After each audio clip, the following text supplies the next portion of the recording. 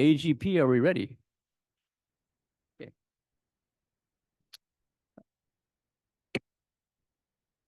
It is 1 o'clock on Thursday, December 12th. I hereby call the regular meeting of the Cambria Community Services District to order. Would you please rise and join me in the Pledge of Allegiance?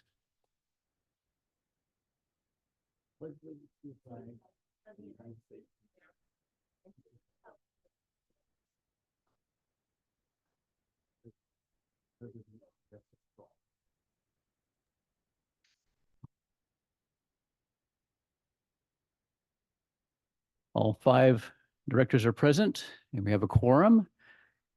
We have a very good crowd here today. I think there's a special presentation, not among board members, but among one of our longtime employees. I want to, first of all, before we go further, have our counsel, Tim Carmel, report from the closed session that was conducted this morning. Well, I reported out this morning at the meeting, but that's right. I'm reporting out on the November 21st meeting. Okay. At the November 21st regular meeting, the board had a closed session for a conference with its labor negotiators pursuant to Government Code Section 54.957.6. District's designated representatives were General Manager Matthew McElhaney and Attorney Che Johnson. The employee groups were International Association of Firefighters, Local 4635, and the Service Employees International Union, Local 620. No action was taken by the board. Thank you. And just to clarify, there was a closed session this morning after which Mr. Carmel reported, and I believe that reporting would be on the recording of the regular meeting. I mean, of the special meeting, the open portion of it, wouldn't it? That's correct, and you'll find. Yeah, so you refer to that. Yeah, it'll be on the website. You'll find it's very similar to the one I just made. Basically word for word almost. Yeah. Okay. There's no president's report this time around. In agenda reviews is the time in which we ask directors if they have any agenda items they want either moved or deleted from this agenda, not added. Does anyone have any requests to make an agenda review of that kind? Seeing none, we move on to item 1G, which is discussion and consideration of election of officers, which is election of the president and vice president of the board. As president, I guess I will keep it simple. I think we start by just taking nominations and voting on those, and then we move on with the new officers. Director Dean. I would like to nominate Vice President Deborah Scott as president for the board. Do I have a second? I will second the motion. Any discussion? Okay, so moving to seconded that Vice President Deborah Scott be appointed president of the board for the coming year. Can I have a roll call, please? Director Dean. Aye. Director Thomas. Aye. Director Farmer. Aye. Vice President Scott. Abstain. President Gray. Aye. The board made a very good choice. So we have one other position to fill. It's vice president. Again, I'll just go through the ask for nominations and motions and then form of a motion. Director Dean again. I nominate Director Michael Thomas as vice president. And I'll go ahead and second that. Okay, it's moved and seconded that Michael Thomas be named vice president for the coming year. Could I have a roll call, please? Director Dean.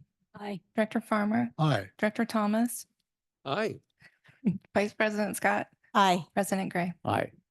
And at this point, I think this is when we hand over the duties, and not just the duties, but a gavel. Each new president gets, I got one too. Each new president gets a gavel and a base with an inscription on it. And this is, I think, Director Dean can mention. Do you want to say anything about this? Because, yeah. Well, when I was president, I had the gavel of transparency, and I thought that Deborah should have the same type of crystal gavel. Yes, it's very elegant. So, President Scott, I hereby we award you the gavel that you will be using for the coming year as president of this board. Use it well. And it says on it.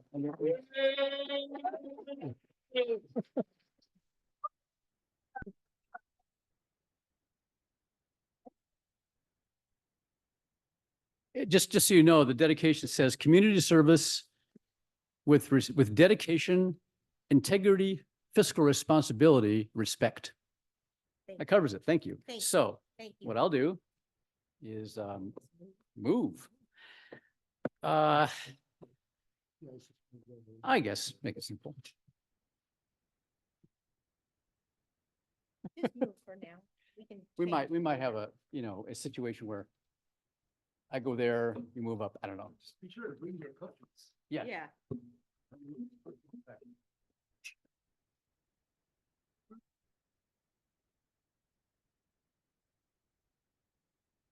Congratulations, President Scott and Vice President Thomas. Thank you. Yes, Cookies. here. They look There you about go. the same. Yeah, they do.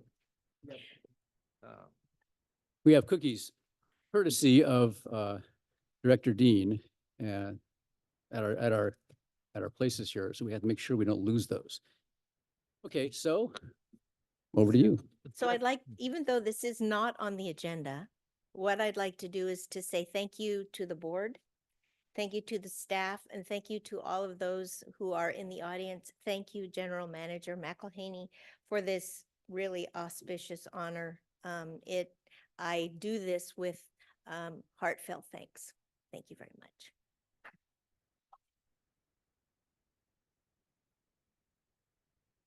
Yes.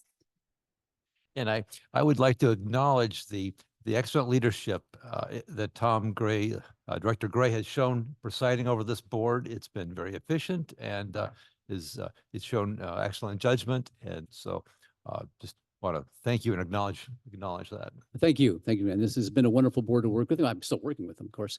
But this is a very good board in a lot of ways.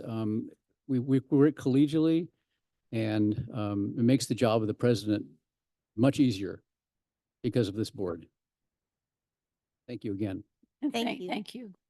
Thank you. I just want to concur in the sense that I've lived in this town for 38 years and have been on the board now for 8 years. And without a doubt, in my humble estimation, this is the best board that this community has ever had.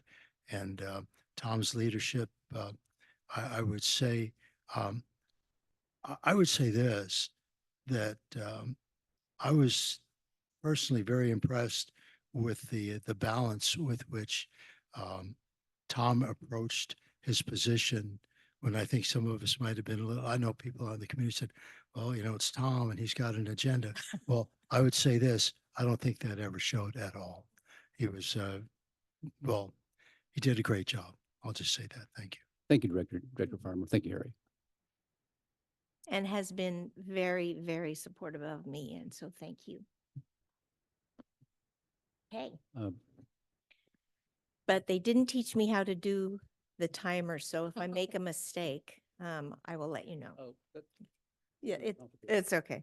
Okay, so let's go on to agenda item 2, and I would like you, I still, just a minute, oh, President Scott. okay. You're not Um, ready to go to acknowledgements yet? Well, I actually wanted to acknowledge President Gray. You guys really took some steam out of my show, but staff and I wanted to take a minute to acknowledge President Gray. It's been an honor working with you. Staff recognize the remarkable contributions that you've contributed as the outgoing president. We've had the pleasure of witnessing your commitment to the district, your ability to navigate challenges and maintain a clear vision for us. On a personal side, when I was appointed GM, outgoing President Gray was the one to vote against my appointment. So you can imagine heading into my second year of working with the president and thinking to myself, oh boy, here we go, But I can tell you from this last year that President Gray outgoing President Gray, former President Gray, Director Gray. We built a strong foundation of trust with one another. And I found mutual respect, shared purpose, and an overall passion towards leading this community in the correct direction. And so while it was a little nerve-wracking in the beginning, I think, and I'll just say it, I think Tom and I have created a special relationship working together. I think he's done a phenomenal job as president. He's straight to the point, matter of fact, and doesn't leave anything idle, let's say. So with that, I just want to thank you for your service to the district, Director Gray, and present you with this plaque.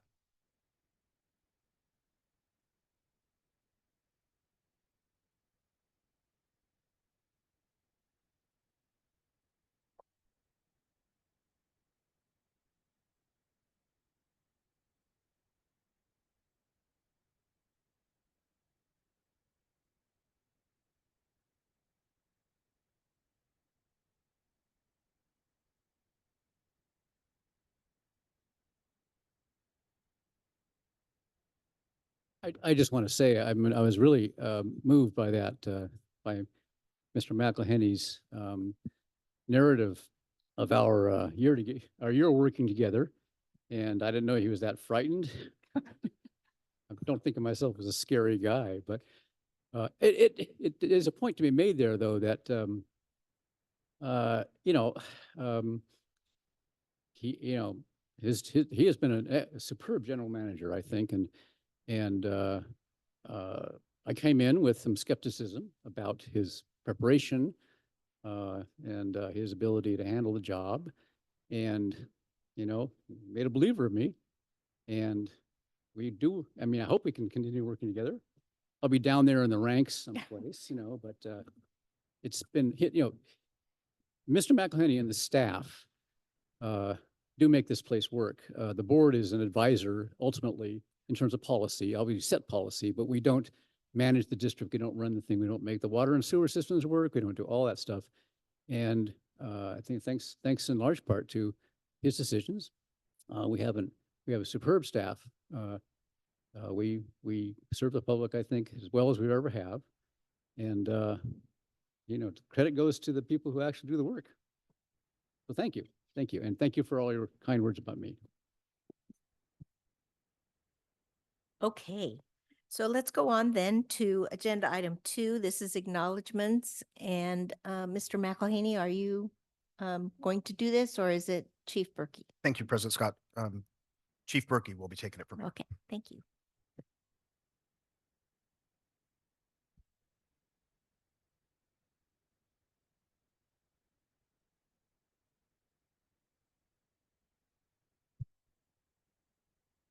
Good afternoon, Madam President, members of the board, members of the staff, and members of the community. Thank you for joining us today and giving me this opportunity to honor a dedicated and esteemed member of our fire service community. Today, we come together to celebrate the retirement of Captain Emily Torlano, who has devoted over 24 years of service to the protection of our community, the safety of our brothers and sisters in the department, and the highest ideals of the firefighting profession.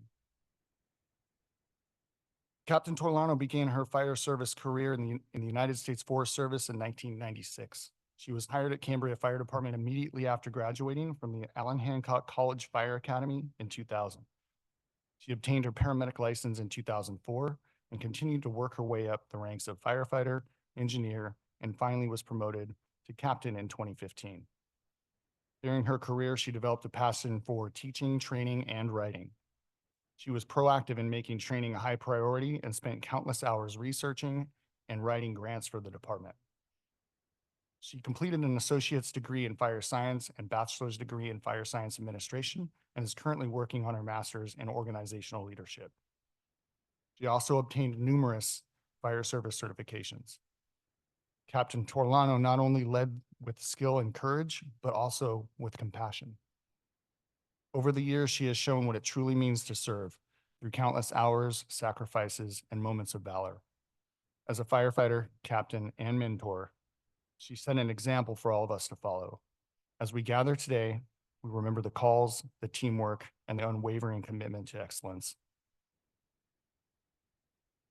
I would like to now read the proclamation from the CCSD Board of Directors, which I will present to Captain Torlano at the end of this ceremony.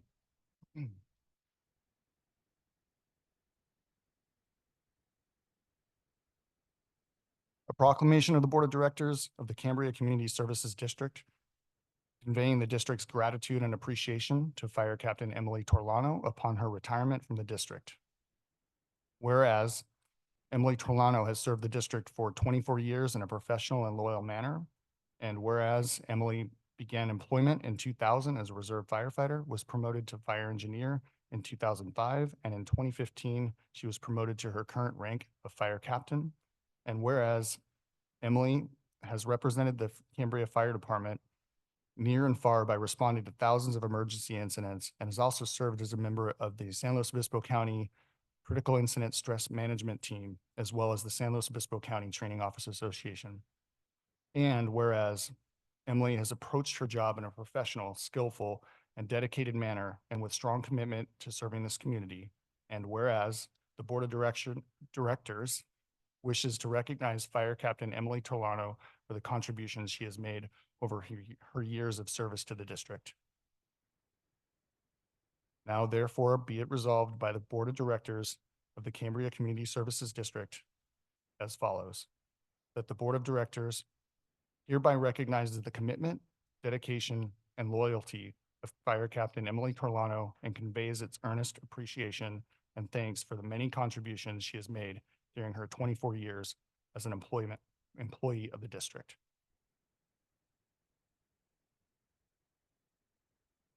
I would now like to invite Captain Torlano to come forward as we honor her retirement with the ringing of the bell.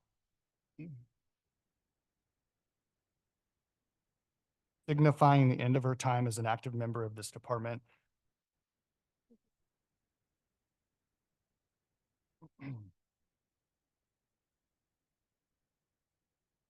The bell has long been a symbol in the fire service, with one ring at the beginning of service and 3 rings at the end of service. It is a tribute to those who answer the call to serve, to the challenges faced, and the sacrifices made. As we perform this final act in Captain Torlano's career, the ringing of the bell marks the end of one chapter and the beginning of another. It symbolizes the conclusion of a distinguished career and the legacy that will live on within this department and community. As Captain Torlano rings the bell, we acknowledge the countless lives to touch, the victories won, and the dedication that has defined her time with us. We honor her legacy of leadership, courage, and sacrifice. You would please ring the bell 3 times.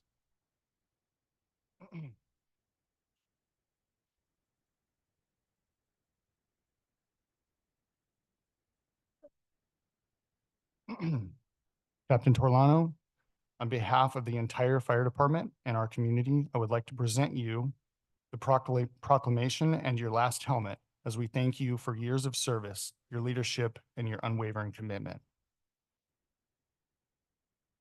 You've set an example for all of us, and your impact will never be forgotten.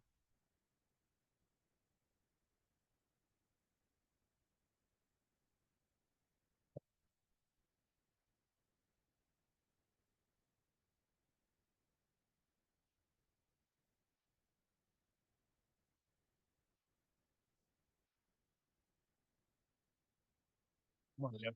One more. I'll give you a chance. Yeah. On behalf of the Cambria Fire Department and the entire Community Services District, we wish you nothing but happiness and success in this new chapter of your life. Thank you.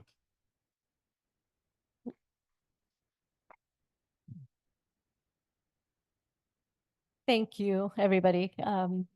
Pretty emotional time for me. And I just want to thank everybody, the district, the board of directors, General Manager McElhaney, Chief Putney in the back. You know, he hired me back in 2005, my first permanent position. And when I was getting ready to retire about 6 months ago, Chief Berkey asked me, you know, is there anything he could do to make sure that I would be okay, you know, in this transformational time. And, you know, there really wasn't anything because he's already doing it. He is doing a phenomenal job. in support with the board and Manager McElhaney. I think this is one of the best times of my whole career. I see such positivity and hope for my crew and my crew members. And, you know, I'm really happy to leave at such a positive time in my career and go and have adventures with my kids who are in the back. They've made quite sacrifices for me, you know, working long hours. And it's really been a privilege and honor to serve this community. It's a very special place to work, and I have such gratitude for my time here. So thank you very much. Captain.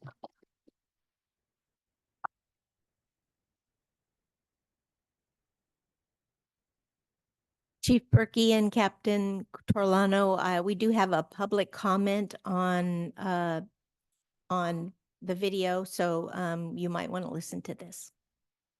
Yes, Michael Calderwood. Hi, good afternoon. Can you hear me okay? Hello?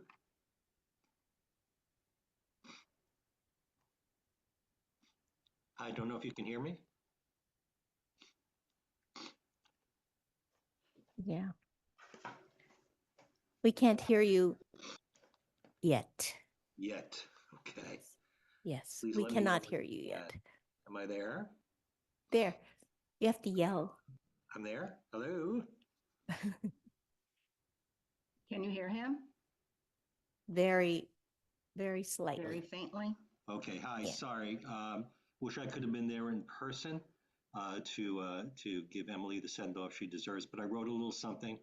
I'm going to ask my wife, Jan, who has a much more powerful voice, to read it for me, if that's all right. Yes. This is from Michael, and by proxy, me as well. Leadership shows itself in moments of stress and times of quiet reflection. It is not always a top-down view. The best think of us instead of me. With Captain Emily Torlano, it is evident in the physical bravery required of first responders and her passionate advocacy for fellow service members. Most importantly, it is demonstrated in her tireless and at times personally and professionally risky championing for the community. Leaders have flaws.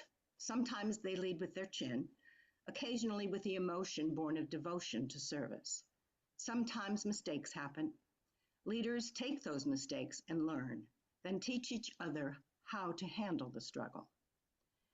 Leadership also demands compassion and a focus on those in peril, pain, and trauma, giving aid and comfort while absorbing stress so the other will feel protected.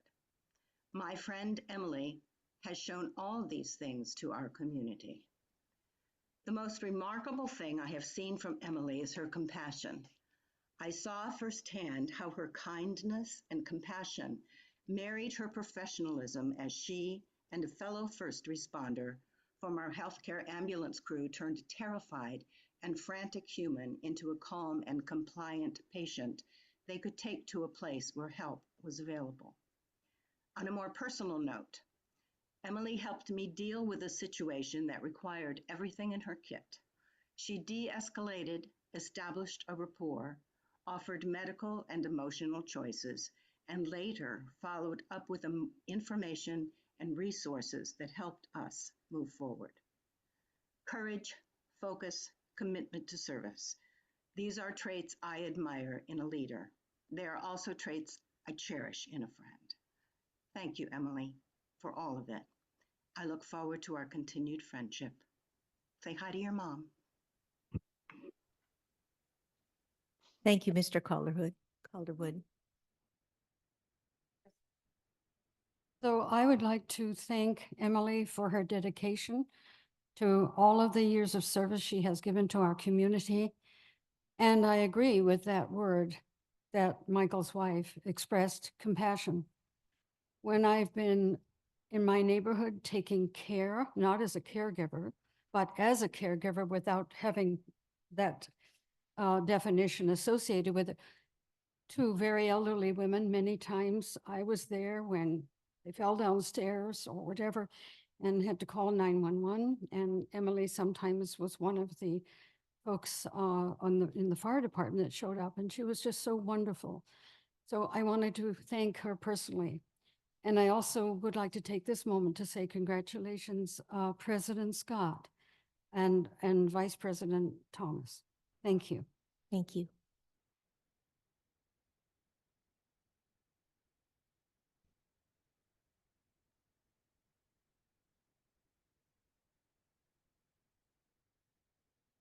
President Scott, Yes. Elizabeth Bettenhausen would like to speak as well. Okay, go ahead. Thank you, Dr. Bettenhausen.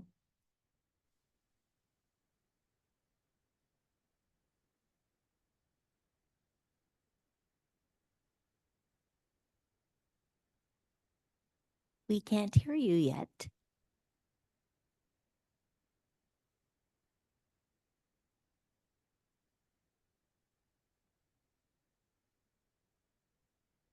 Okay. All right. If she wants to comment later on, then we'll go ahead and let her do that. Thank you so much, Captain, and have a wonderful retirement. Thank you so much. So let's go on then to board member communications.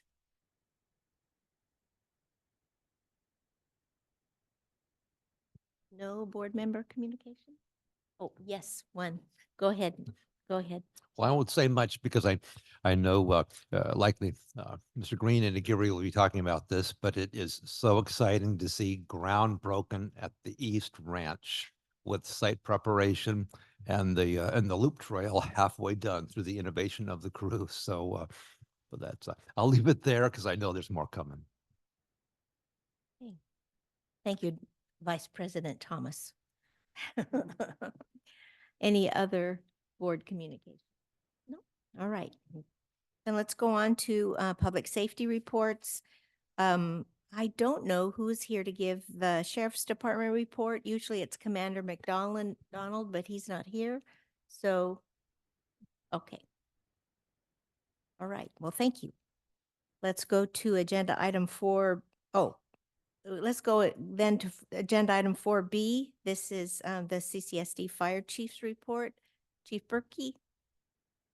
President Scott, Yes. may we move on to my report, and then when Chief is done saying goodbye to Captain Torlano, he could pop in and do his. What I'd like to do before you do that is to go to public comment. Okay. Okay. So let's go ahead and take public comment. This is a comment from the public on issues that are related to the jurisdiction of the CCSD, but not on the agenda. So I do have one notice to have Ms. Dixon speak public comment at this time.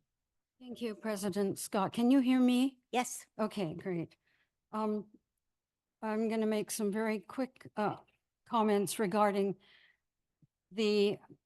well, it's going to be difficult. There's a lot of noise in the back here. Yeah, we'll close the door. Can we get the door? Yeah, closed or we'll close the something? door. Yeah. So regarding the Proposition 218 rate increase for trash services, as I'm sure Mr. Carmel is aware, and he may have shared with the board, that during the last rate increase in 2018, the California Supreme Court made a decision on Zolli versus the city of Oakland, a big city that owns its streets. And out of that, that decision, there are already, and probably will be forthcoming in the future, some issues regarding local solid waste franchise fees. Local governments often award franchises for solid waste collection and management. These franchises and associated franchise fees have traditionally not been treated as taxes or regulatory fees by local governments. In Zolli, the court examined whether Oakland's solid waste franchise agreement constitutes a tax under Proposition 26. Oakland granted 2 solid waste franchises in 2012. This case went before an appellate court before the Supreme Court, so it was 2020, and under which at that time, the franchisees agreed to pay the city approximately $25 million annually.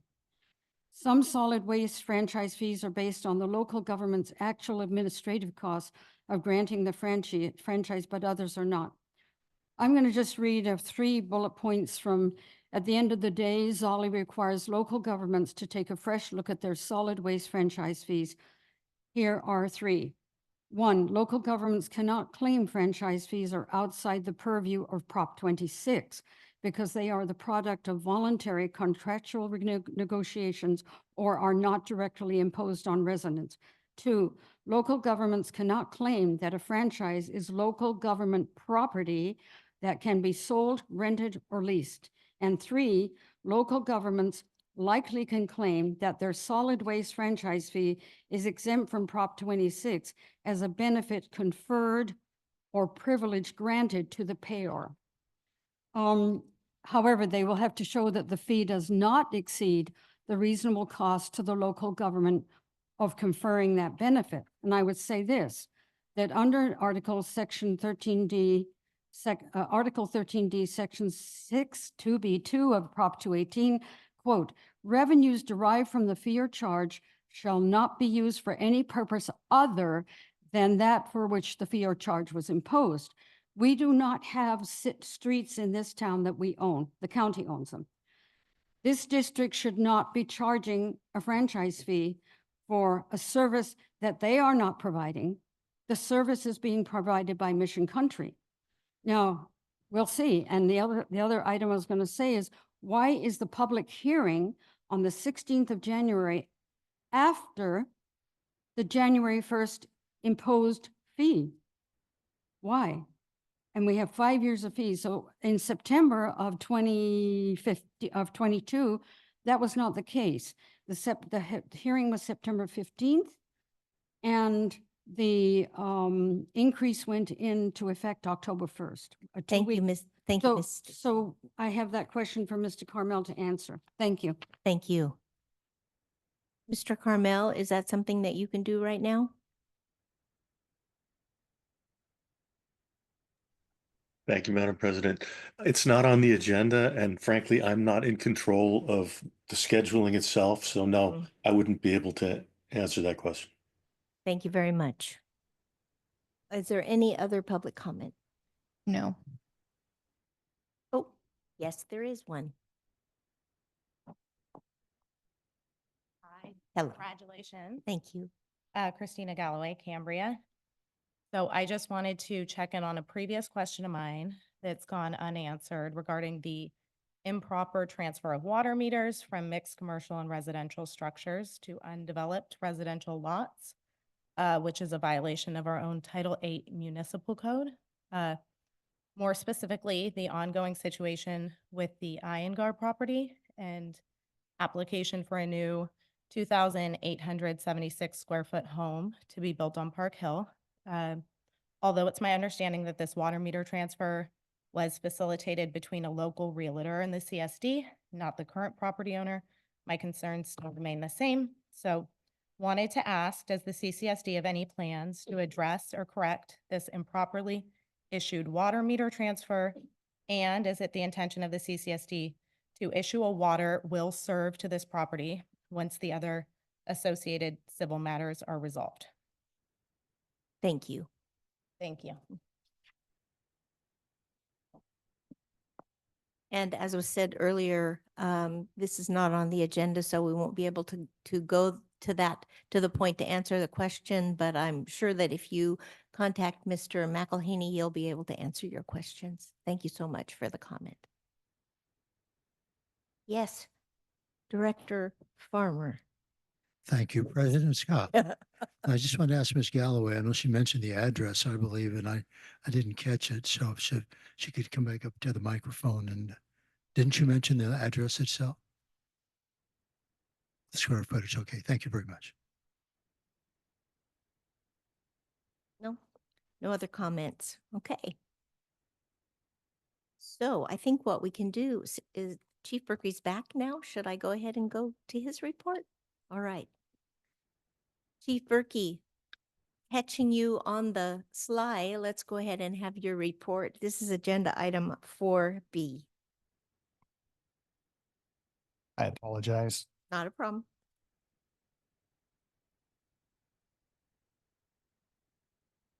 So this is the report for, good afternoon, everybody, again.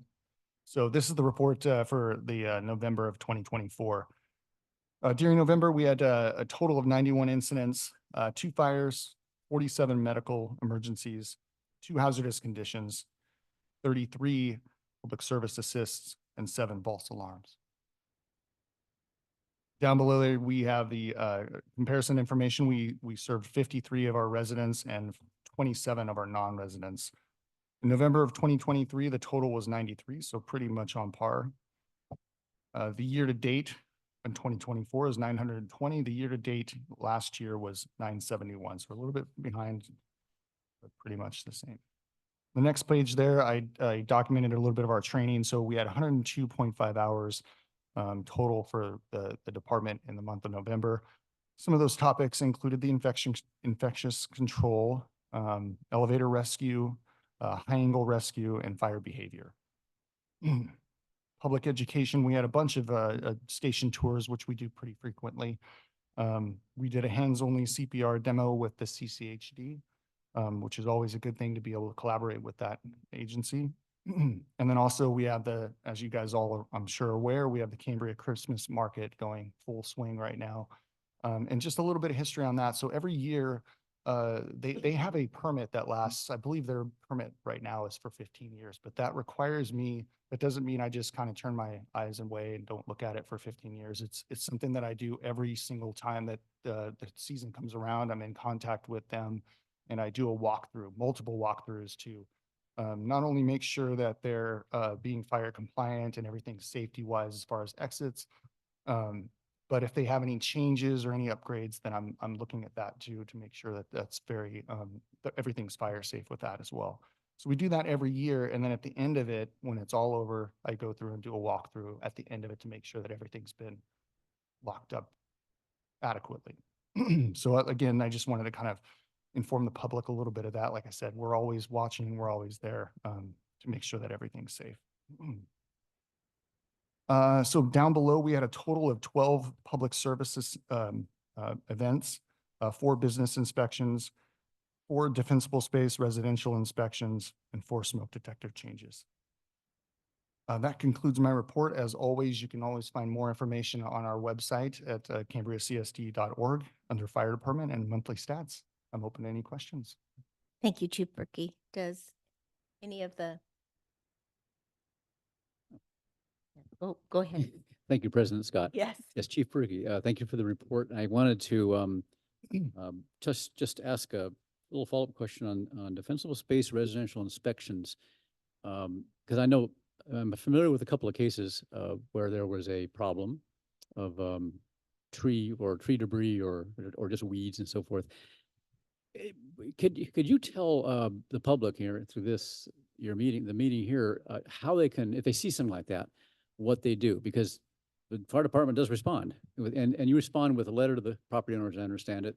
They got 30 days to remedy it, but then very much just like our weed abatement, fire department can go ahead and have the work done, and it gets billed to the property owner, same kind of system. So I think the public might need to know sometimes where to go and who to call to get that process going.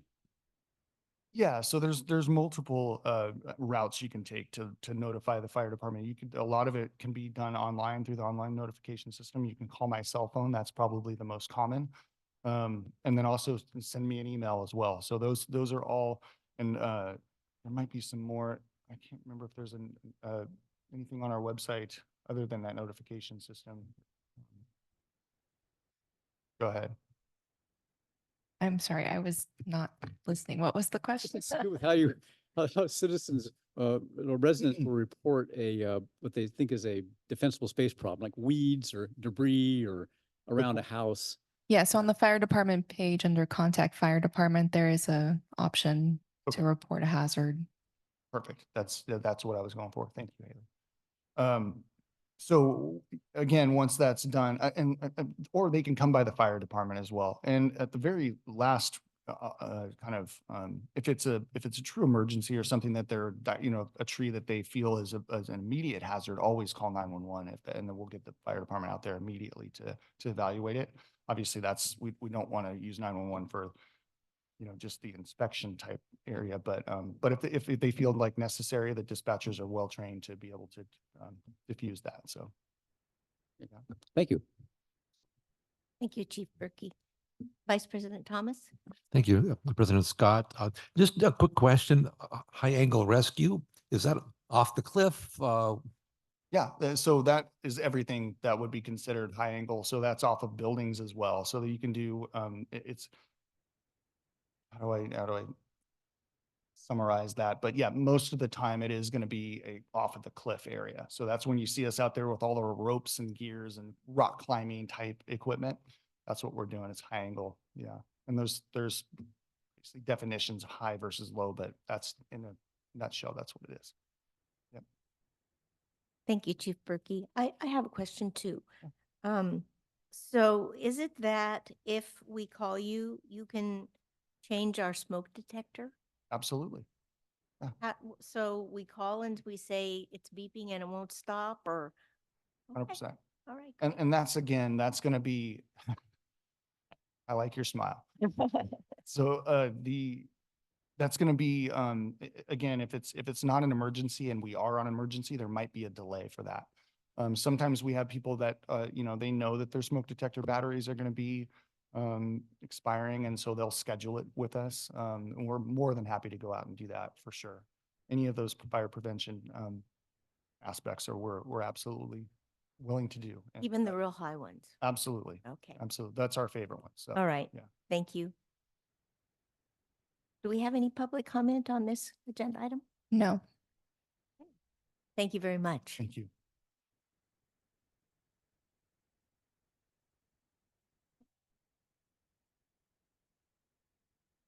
Mr. McElhaney was so excited to do his report, so I think it's time for your report. This is under agenda item 6A.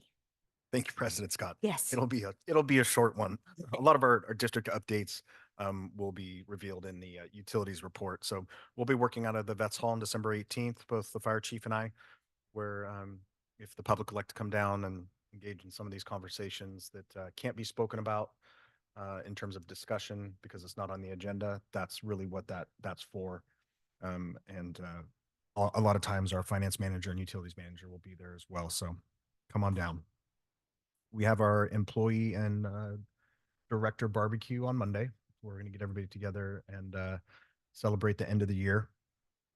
We know that the hearing for the rate adjustment is for our solid waste management rates is January 16th. And there's some details in the agenda packet on how the public can protest these rate increases. And there's a lot of details within that. With that, I want to highlight that we do have a low-income wastewater utility rate reduction program that relates to discounted rates for trash disposal. So some of our actual franchise fees are dedicated to assist those that are of lower income and that may be concerned about some of these rate increases. So that will continue. And with that, I'll turn it over to the board for any clarifying questions. Okay. Anything from board members? Yes, Director Farmer. Thank you, President Scott. I feel a little awkward in bringing this up, but there's been some negative comments on social media with regard to the trash rate increase, including a comment that the district has no problem gouging the residents of this community. And considering the integrity that I know that exists with our general manager, with members of the board, people that work at the district, I'm somewhat offended by this negativity that is out there. As pointed out by General Manager McElhaney, we could have raised the rate 10%. We just did it 6%. And we just offered, for people with a lesser income to lower their trash rate. And we're willing to do that. I don't think anybody on this board ever takes lightly when we're having to impose some kind of increased cost in whatever fashion or form to the ratepayers of this community. We do it with a tremendous amount of forethought and concern. And I just want to mention that in no way, shape, or form um, do we not take into consideration the ratepayers of this community and the residents. Thank you. Thank you, Director Farmer. No, I can't see your light, so your expired gavel is in the way. President Scott, can I follow up? Yes, you may. Director From, I also want to touch base on that. We've started creating some informational web pages under the Prop 218 notice that talks about the benefits of contracting with Mission Disposal. So when there's a lot of these talks of the rate hikes, what would it take for perhaps the CCSD to undertake its own waste management service? So there's a detailed link on some of the benefits of why we stick with Mission Country Disposal. And while I understand rate increases are uncomfortable, we are a significant distance away from the landfill. Fuel, labor, everything has gone up. So even the digester, which Director Gray and President Scott spoke about today. So there's a lot of things that go into these rate increases, but you are absolutely right. Staff and the district are not trying to gouge our ratepayers.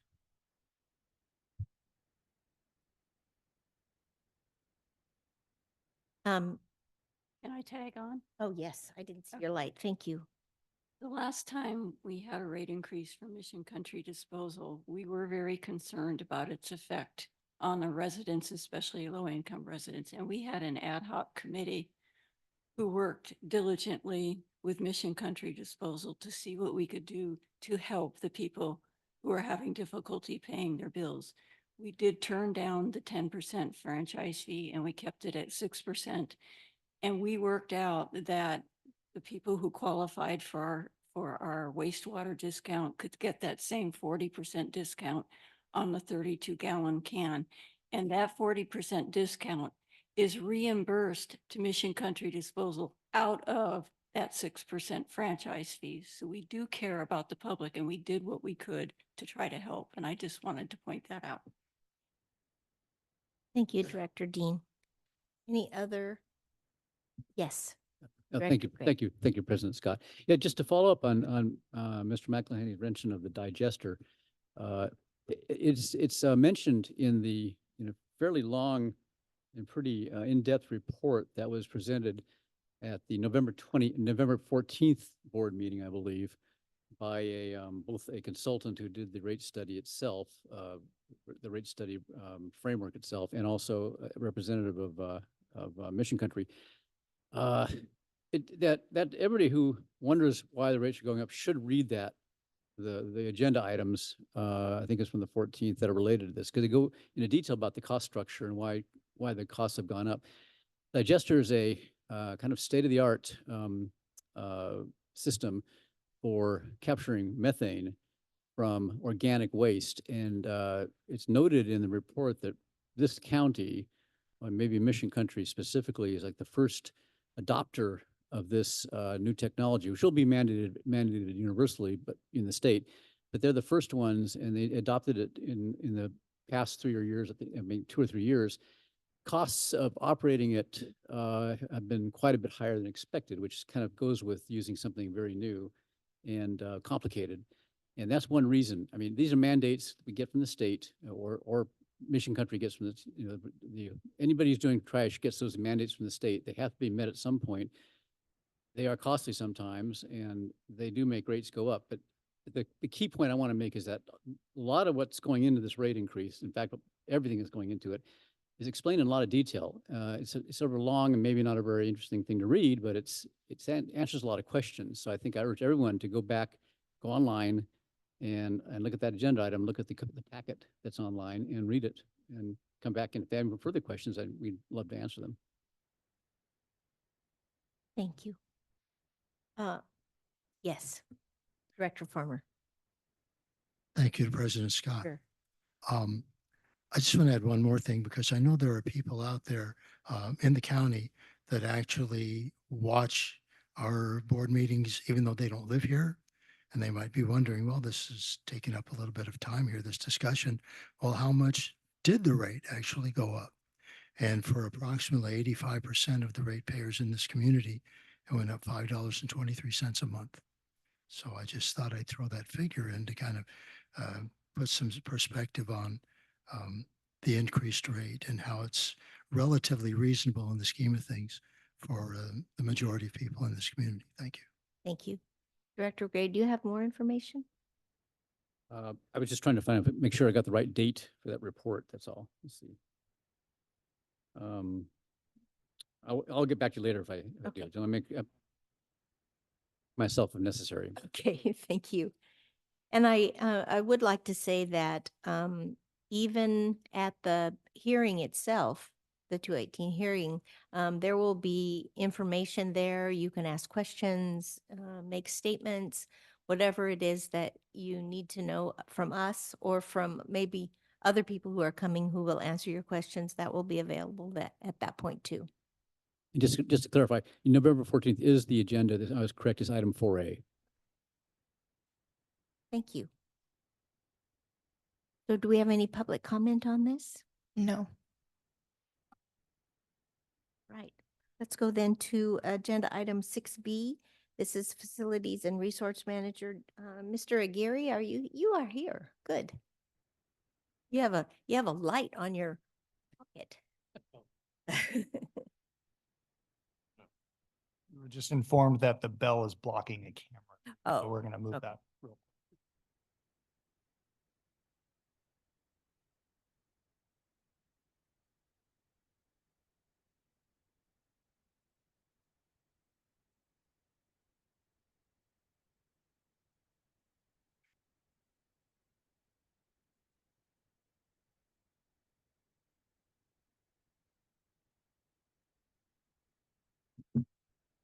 Good afternoon, President Scott. Congratulations. Thank you. And the board and staff. So on our facilities report on this one here, even though we had a little bit of rain that came in, what was it, a couple weeks back, and also with today, last night, we've slowed down a little bit in our department, but we still got a bunch of different stuff that we've been doing and taking care of, especially as everything dries out. We try to stay out of the fields, the ranch, everything of that nature, try to keep it more or less intact without tearing it up. So we're still patrolling the CCSD lots and the trails and reassuring that everything's taken care of out there by double checking on trees and stuff. I've been working with Berkey on a couple of different trees that we've come across that the community was concerned about. So we got those resolved. It should be resolved by the end of the month, such as removal and stuff of that nature, for hazardous trees and stuff of that. So what the guys have been doing on the next one here. So we've been doing some tree branch and brush removal. The F&R crew has been out trimming some of the trees, the branches, chipping, small brush. They've been focusing on the Center Street parking lot, that one there, as you can tell in the photo off to the right, it was pretty congested. There was a little confusion on my end, just in regards of who came down to the lot and the responsibility on our department. So we took care of it as soon as we got everything clarified. We ended up with a good solid trailer load of debris between the drainage and everything on that side. They ended up trimming up everything on the Main Street walking path on the East Ranch. We already had ivy and also branches start taking it over. It was kind of burying it. So we went ahead and exposed it once again, there towards the dog park. And then the Santa Rosa Trail, the drive down to, I believe it's B Station. That one there, he was kind of overrun with a bunch of the trees and branches. So we went ahead and went back and chipped all that up to clear it up for the back truck or vice versa, get access in there without any hesitation or anything in the way. They currently were working on from Burton all the way down to the split to the parking lot there on Rodeo Grounds Road. The gentleman, the crew have turned around and gone out and weed abated the side. We went ahead and dropped it all down pretty decent, but not all the way down to the ground because due to the fact of the erosion issue that we have. We've exposed the edge of the road, so I've already made a call into the county and in regards to having widened it out and cleaned it all out on that side. So that way it makes that road a little more presentable as you come in. It's not as congested. Yeah. Let's see here. Yeah, so with the dog park on the rodeo grounds, this is what we've been doing. We did dump approximately about 24 tons of crushed sand back on the ground. It's quite a bit, filling in potholes in low areas and stuff of that nature. We ended up waiting after the point to where the rain subsided, let it dry, basically about 75% of it, and then we dropped it all on top so we can crush it back into the ground so it'll adhere to it. That was more or less a 2-day process from there. And then today we did notice there's a couple spots that are still low. So we'll be addressing that so that we can level out that. And eventually we are going to be turning around and grading it, scraping it all out to even out a lot of the bumps that are in there. So the East Ranch Santa Rosa Trail, this is what we've been doing prior to the rain. My biggest concern was sitting there and looking at it to where the waste side, they also have manholes throughout this area, the public using it, and also with our crews going down this road on the East Ranch, it goes down towards Highway 1. We do have an abundance of wood chips that we've collected, some of the areas that we've been chipping, and let alone some of the companies that we've contracted with, and they decide to volunteer to drop off some. So we're covering basically from the parking lot all the way down to Highway 1. We're doing them in steps, just making sure that they're packed, everything's going out right. We're doing the loop around the island, down to Highway 1, and then back to the dog park.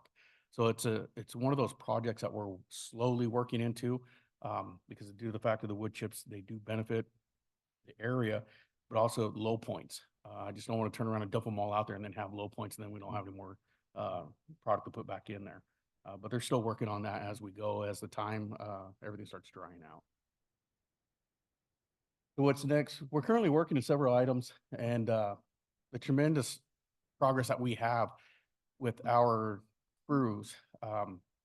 I do have to say, I know next month I'm going to be introducing Anthony to the board, and just his presence and his experience has really made the team, I mean, we're flowing. There is an abundance of work that have been done in the matter of, 3 or 4 days every week. And I'm very proud of them for them stepping up and taking on what they've been focusing on and what we're doing in our department. Like I said, we're going to plan to introduce them next week or next month. But yeah, we do have several other projects that I'm still working on.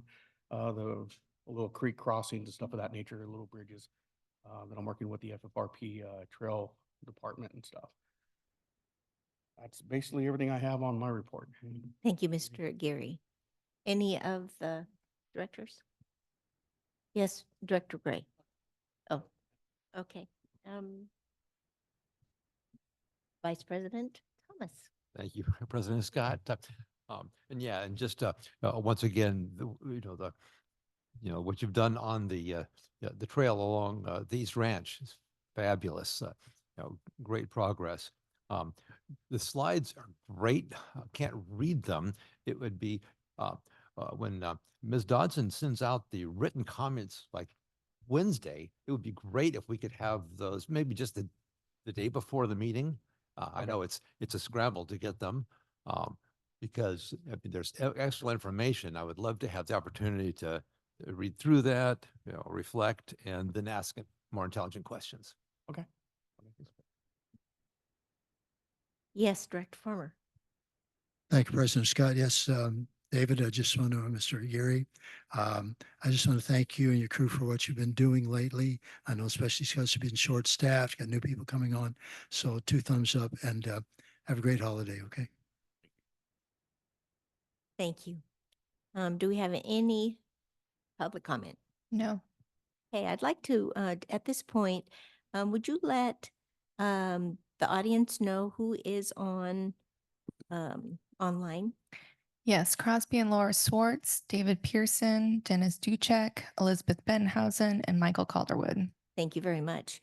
The other thing that I would like the audience to know, when we came in this morning, we had the public comments in writing. We had a copy of them in front of us, and there also are copies in the back. So if anybody is interested in looking at the public comments that come into us prior to the meeting, there are those comments back in writing. Okay. Ready? Okay, let's go on to, let's go on to the finance manager's report. Ms. Fritz? Thank you, President Scott. You have before you an agenda, item number 6C is the finance manager's report for the month of December, which in the consent agenda, we're including the expenditure report, all of the usual metrics that I report on. And I would say at this time of year, we're closing out our calendar year end, which does come with it a lot of reporting requirements and different things that we have to take care of. So I would say that we've been working on that. And we will be also creating the second quarter budget report here shortly, and that will come before the board in February. And so with that, any questions?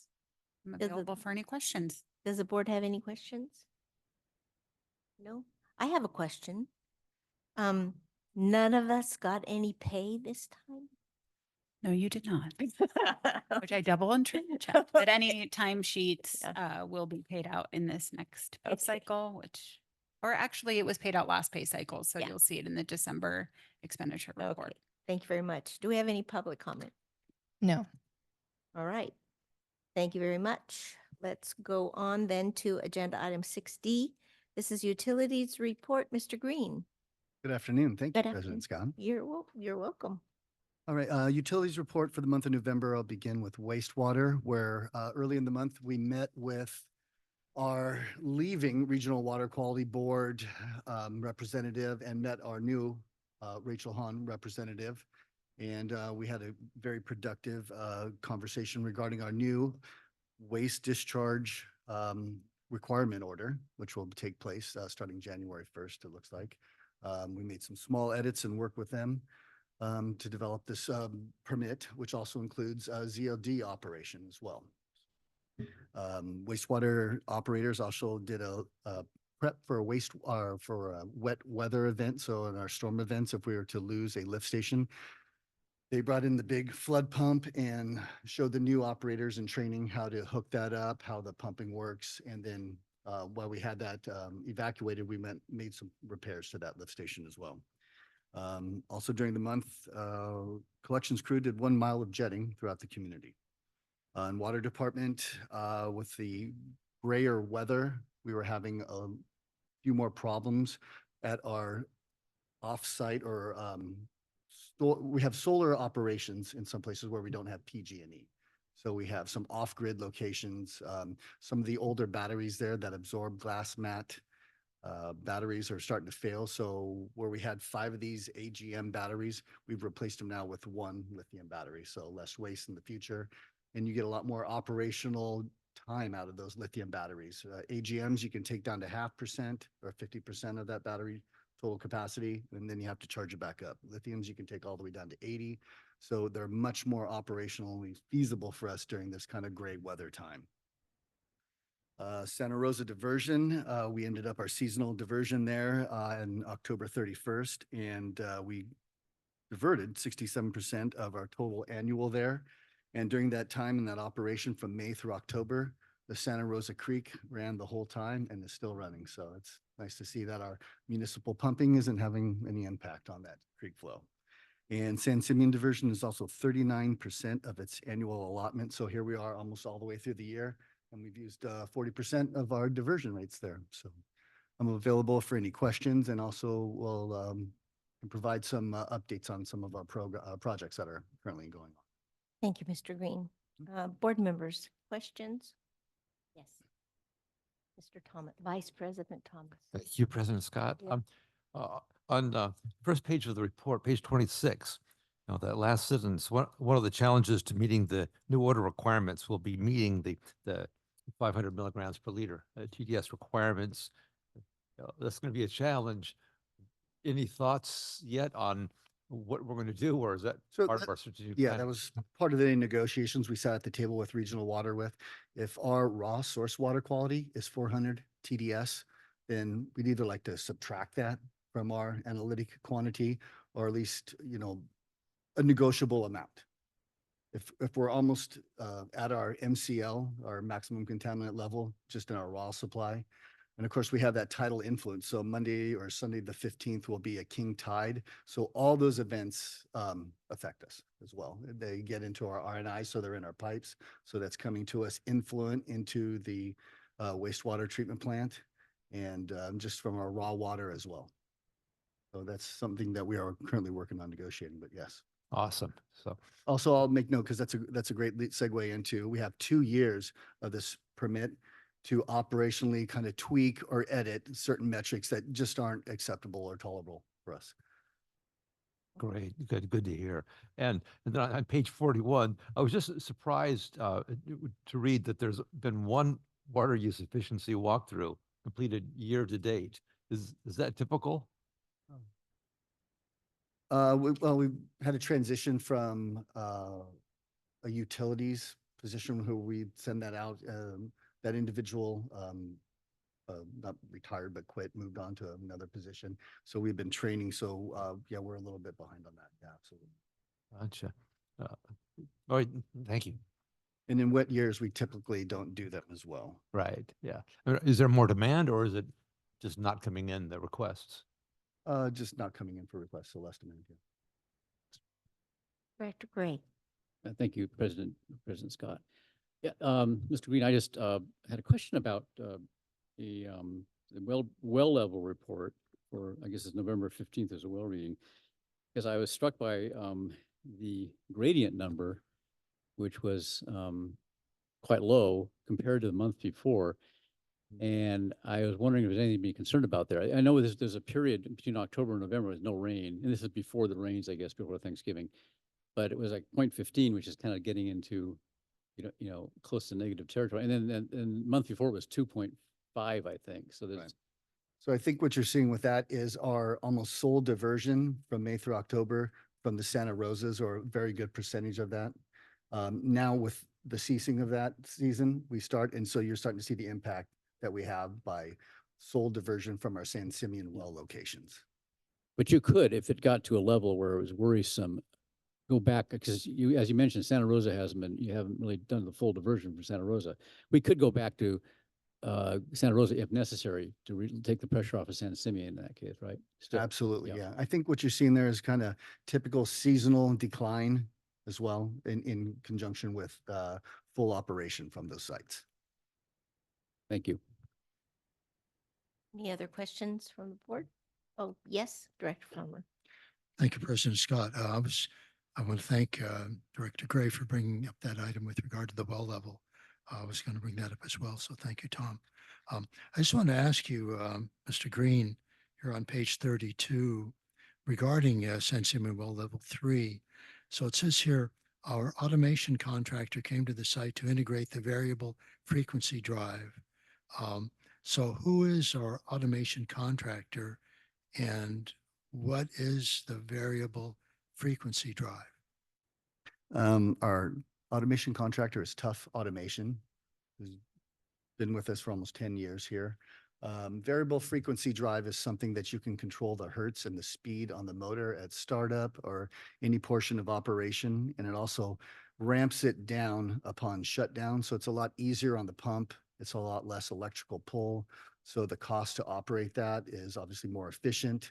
And with that VFD, we have integrated it so that way we can control that well site remotely. So if our chlorine levels or disinfection levels rise or fall, we can adjust that pump remotely accordingly. So that way we don't have those dips or spikes in dosing. Okay, and if I could also, I believe we rely quite a bit on San Simeon well 3 for our water supply for the community, right? 2 and 3 especially. 2 and 3 especially, all right. And so how many wells are using this variable frequency drive? All of them on San Simeon? All of our surface water treatment regulation wells, so SR3 and 4, utilize them. Obviously, they're run seasonally. But this San Simeon well 3 was kind of our prototype. We wanted to see how the replacement went and how this operated. So currently, well 3 is our only VFD we have. So we are looking at, this was kind of our guinea pig or our test model here, our pilot. And it's working very well. So we are going to continue to budget and methodically approach replacing San Simeon 2 and then finally San Simeon 1. Due to the creek flow, the creek flow this year was only 90 days of not flowing. So if that creek's flowing, we can't operate San Simeon Well 1. So that pump has very low hours on it, and we'll look to kind of replacing that in the future. But right now we're looking at kind of duplicating what we did at San Simeon Well 3 at wellhead number 2. All right, thank you. And I have one more question. On page 37, at the bottom, under the Stewart Street Tank Project, it says here the coastal development permit application was successfully submitted to SLO County Planning on August 27th of this year. We anticipate a 2 to 3 month review period prior to permit issuance. So it's been a little past, the 2 or 3 months, and we still don't have that permit issued. Do we have any idea when that might be taking place? So the county planning has had some of these documents and preliminary drawings for almost 5 months now. We just met on site with MKN, our consultants, today, and there's also the radio building. So we met with county radios to kind of talk logistics when we have to move some of their assets around for when we replace that. But Julia from MKN and I were talking today how she's going to start to nudge planning a little bit, because we've had plenty of time for their review, and any of their requested conditions we've met and submitted those documents. So I'm not sure, Director Farmer, why this piece has taken so long, because we've provided them all their required documentation, and but yeah, I can't really speak to we've provided everything they need, and they've had it for a long time. So, well, I appreciate your answer, and I just want to say it seems like, having been on this board for 8 years, I had no idea how long it took things to happen when we thought it wouldn't take nearly that long. So here's just another example. So thank you. thank you. Thank you. Any other questions? No? Hey, is there any public comment? Yes, Elizabeth Benhausen, followed by Dennis Duchek. Dr. Bentonhausen? Thank you, Madam President. Can you hear me? Yes, I can hear you. Oh, terrific. I have a question on page 4, and page 40. Let me try to get back to my page 40. I have a question about Santa Rosa Basin allocation and San Simeon Basin allocation. Why is Santa Rosa so much bigger than San Simeon? And if you explained it already, please explain it again so that I can understand it. Why is Santa Rosa so much bigger than San Simeon for the whole year? And if you've explained it already, please try again. Thank you. When we talk bigger, are we talking acre foot of diversion? Because we used, so dry season Santa Rosa diversion is 155.3 acre feet. I think we came within 9 of that, or 147.87. So we're almost meeting our annual diversion there, just in that seasonal withdrawal. But San Simeon has 799 acre feet per year, and we've only used 311 of that as far as end of month, November. So that again is only 39%. So San Simeon is a larger acre foot diversion, and we divert more there annually. But during that period, when we have that season, we run Santa Rosa. So I guess maybe the diversion appears a little bit larger during that period. That'd be why, because we are trying to save the San Simeon aquifer and do aquifer management. And that's why we divert from so much volume from the Santa Rosas during that period. As you can see, as soon as we go back to the San Simeons, as we start diverting from there 100%, you can see the decline in aquifer levels. Did that answer your question? She's not there. On anyone else? This year we had no diversion necessity, since we had considerable water in the aquifers. But I want to know why we use Santa Rosa for any reason other than minimal, as we're supposed to be using it this year. That doesn't answer my question about the use of San Simeon over Santa Rosa. Mr. Green?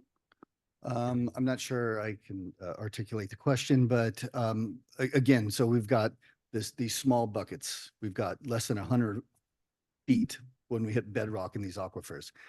So when that creek flow ceases in San Simeon, that's all the volume in that bucket you have. So we try to save that as long as we can, knowing that at October 31st, we shut down operation at San Simeon or Santa Rosa's unless there's emergency reason to divert from there. Thank you very much. Very good. Okay, any other public comment? Yes, Dennis Duchek. Okay, Mr. Duchek? Thank you. Can you hear me okay? Yes. And thank you, President Scott. So I apologize for the lengthy introduction here to the question. But the question relates to Prop 4 that was passed. As you all know, Prop 4 was passed, $10 billion bond measure for safe drinking water, wildfire prevention, protecting communities and natural lands from climate risks, etc. And municipalities like the CCSD, including the CCSD, can have access to that funding coming up very quickly.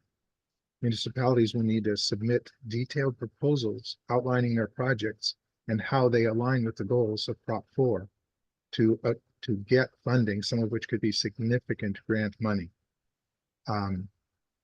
And projects obviously need to be shown to benefit the communities and environment and protect from environmental changes and disasters.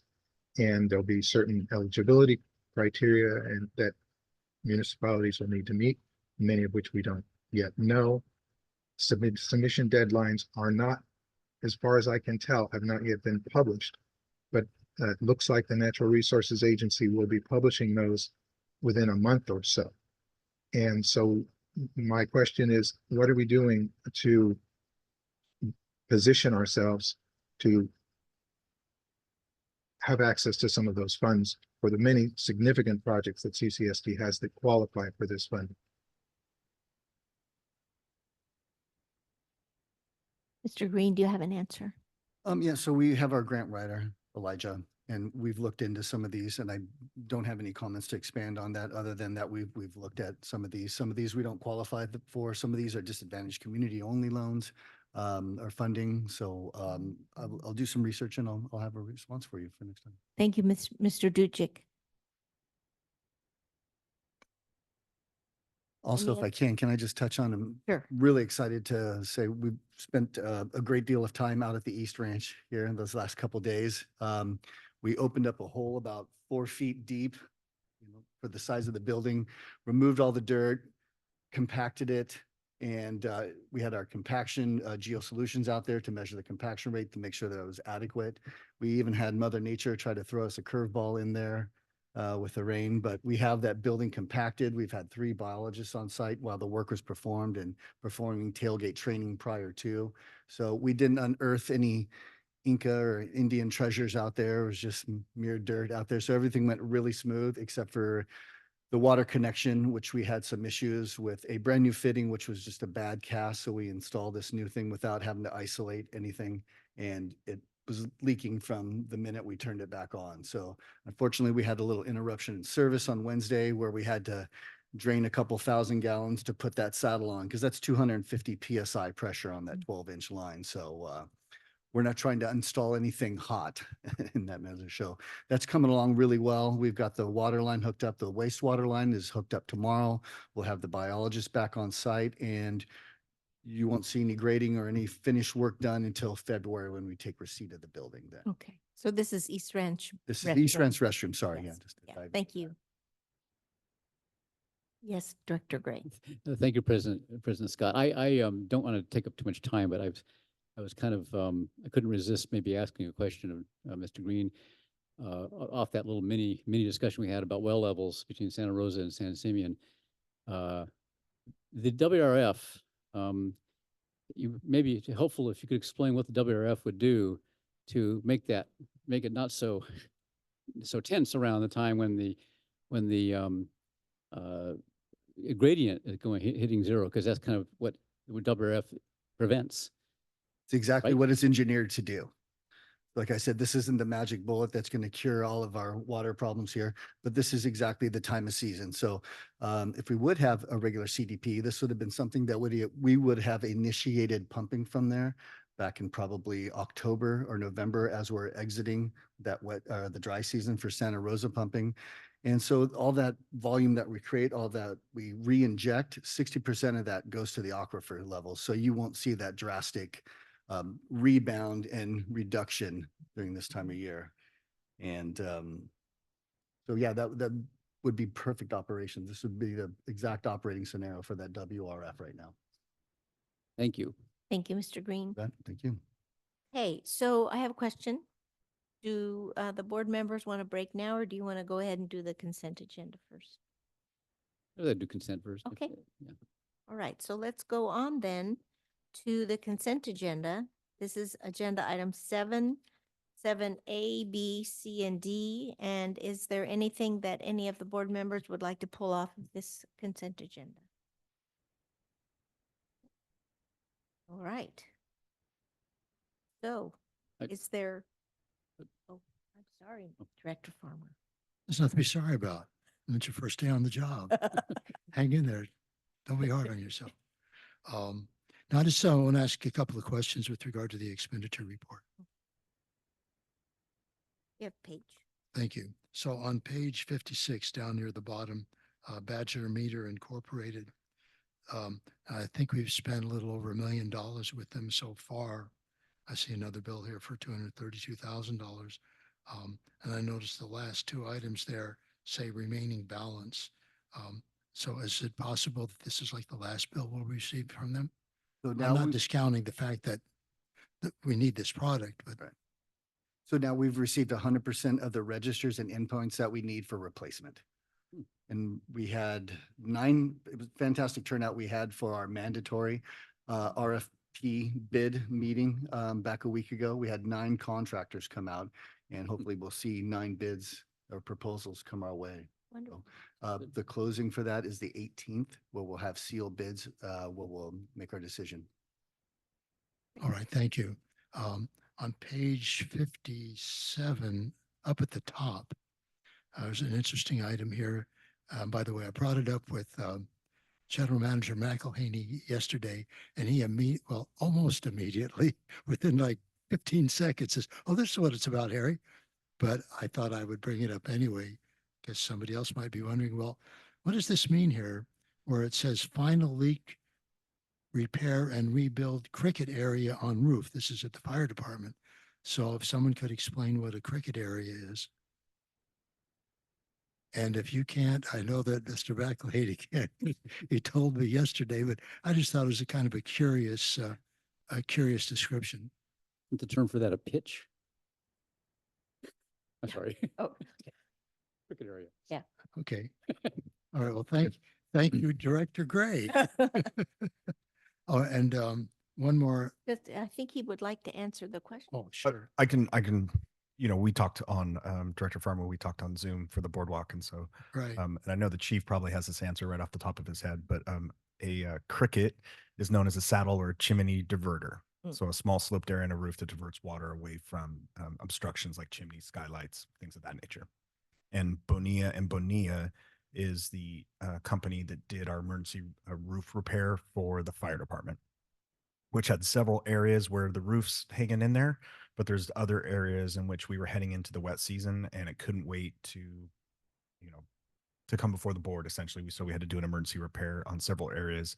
I believe one of our fire captains has been woken up with some water all over them in the captain's bedroom. So we had to get that fixed pretty quickly. And we did it just in time as the rain started coming in.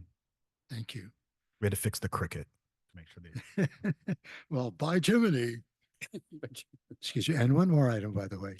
Well, you set me up on that. I can pass it up. So on page 67 in the middle here, State Water Resources Control Board. So we've just paid them $1,700 and change for the annual stormwater permit fee. What is that about?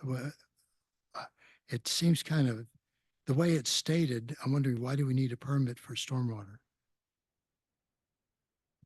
We capture all the stormwater during the initial rain events, and this is again part of that land discharge where we have to gather this data and we're reporting data. So this is just their fee for us doing our job and reporting to them. So that's their administrative fee to review that. And so we submit reports annually on that and so forth.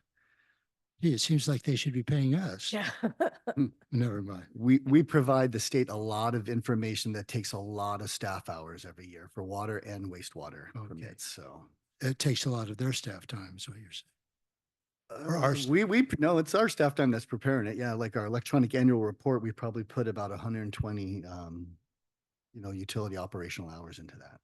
That's a 200-page document that dives into finance and operational measures, emergency response plans. So I appreciate that explanation. Thank you. Yes. Just Director another Gray. quick question. This is a question, not a request to move something off the agenda. 7D, on 7D, for the application for the Assistance to Firefighter Grants Program for training costs. I think the answer to this, but I think it's worth noting for the public's benefit that there's a 5% match, but this covers pretty much any of the training we do, doesn't it? I mean, Chief Berkey, in other words, we're spending that money anyway, I would assume.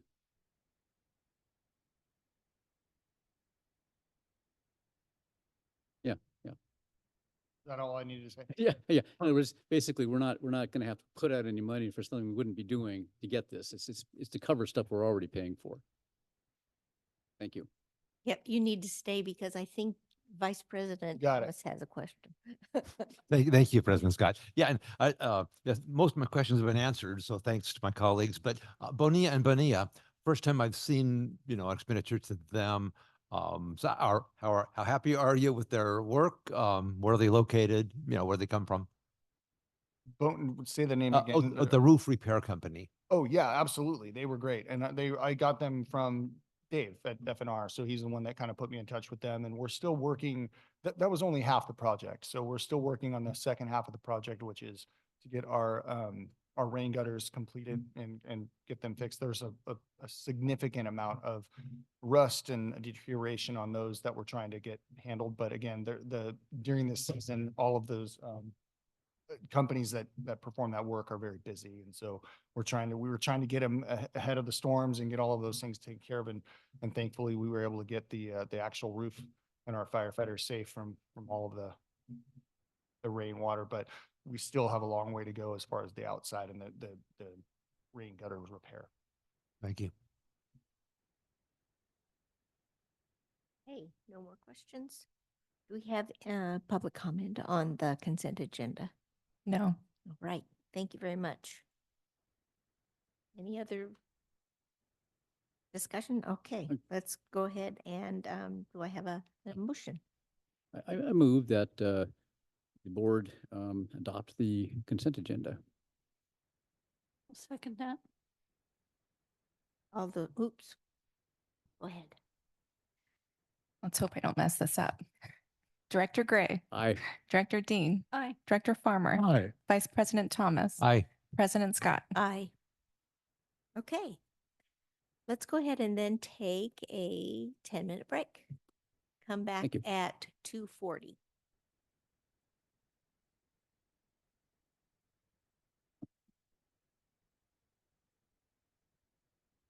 You left them here.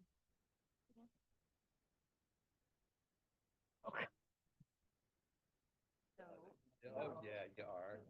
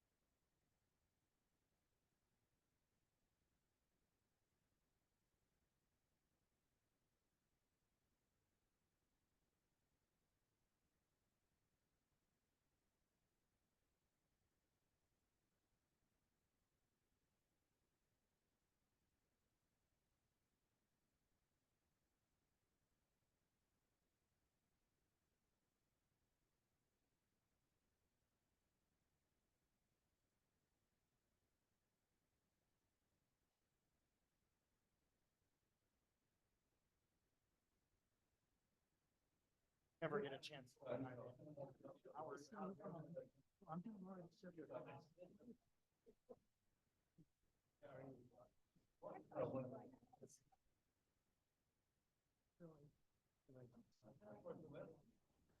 Looking guys, you know, when retiring for more than like I'm so happy.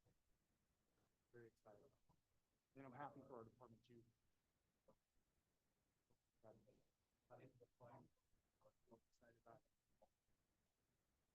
Bittersweet.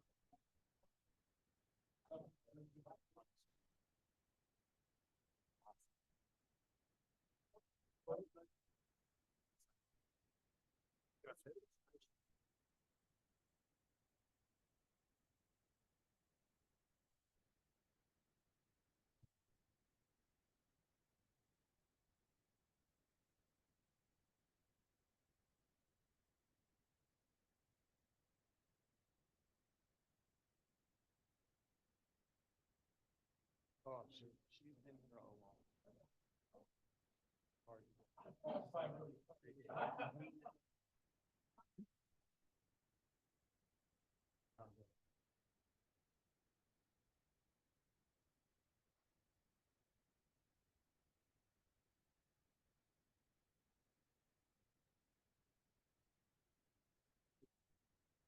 As always.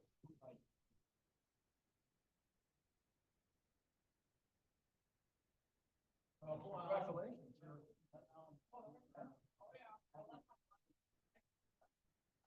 For 4 years.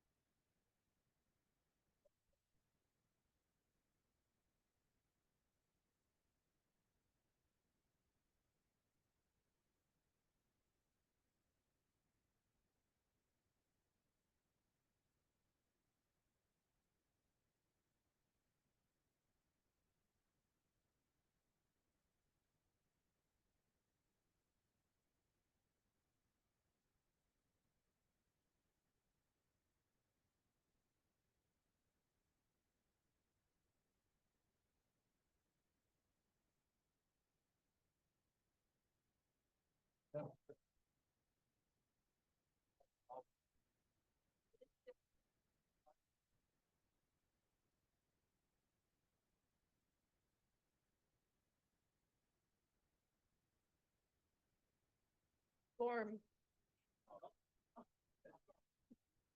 Okay, so show. Mhm. Can you show me how to do this? Okay. I don't think I ever really mastered, but I've been using my phone. well, it's better, or you can just use oh, your phone's good. Mhm. If you set, you have an alarm thing you can set. Okay. Yeah, I think that's what I do- did. Let's started. Okay. Now, stop it. Okay. Same button. You reset Okay. it back to 0. And you have to do this again. Weird thing. And it starts at 0 and then it's up to 3 minutes, huh? Okay. Reset it. Reset it. Okay. I do it twice, but I do it. Hitting the button until it goes back to 0. Really confusing. I'm gonna ask Karen how she was having trouble too. Because when I was vice president, I was just watching her sort of. I know. Jab at that. I know. Constantly. I And I know. realized what's funny. There's no real simple. But this does show up on Oh, the does- screen for them. Oh, okay.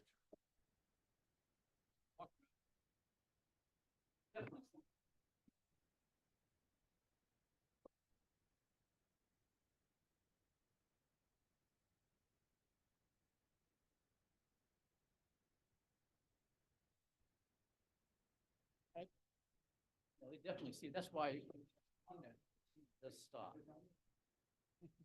Does stop talking. It's like comes about 3 minutes. She knows what's going on. You're not surprising her. You're not surprising Tina. Yeah, she was a little bit over, but I thought, okay. She knows. No, she knows she's. Okay.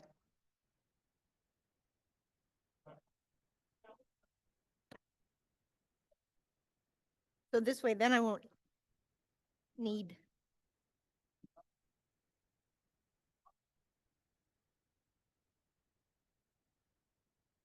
What's that? Oh, yeah. Yeah, yeah. Road excuse. Yeah. Yeah, we got to cut and pay. Thank you. Oh, good. This is so beautiful. Yeah. Yeah. Okay. So. Yeah. Okay. Thank you so much. I think we're gonna be fine today. Yeah. 7. Hey, we have. Yes.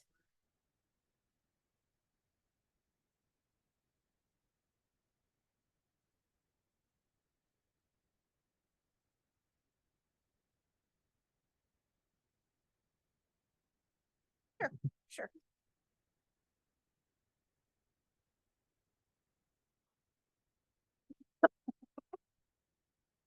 Right on time.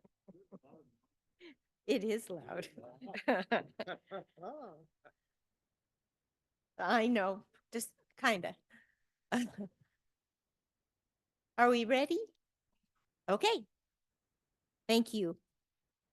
During the break, I had a request from Director Farmer to, he'd like to make one more comment about the consent agenda.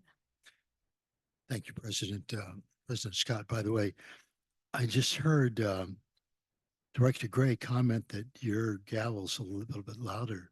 So it's speak softly but carry a loud gavel, like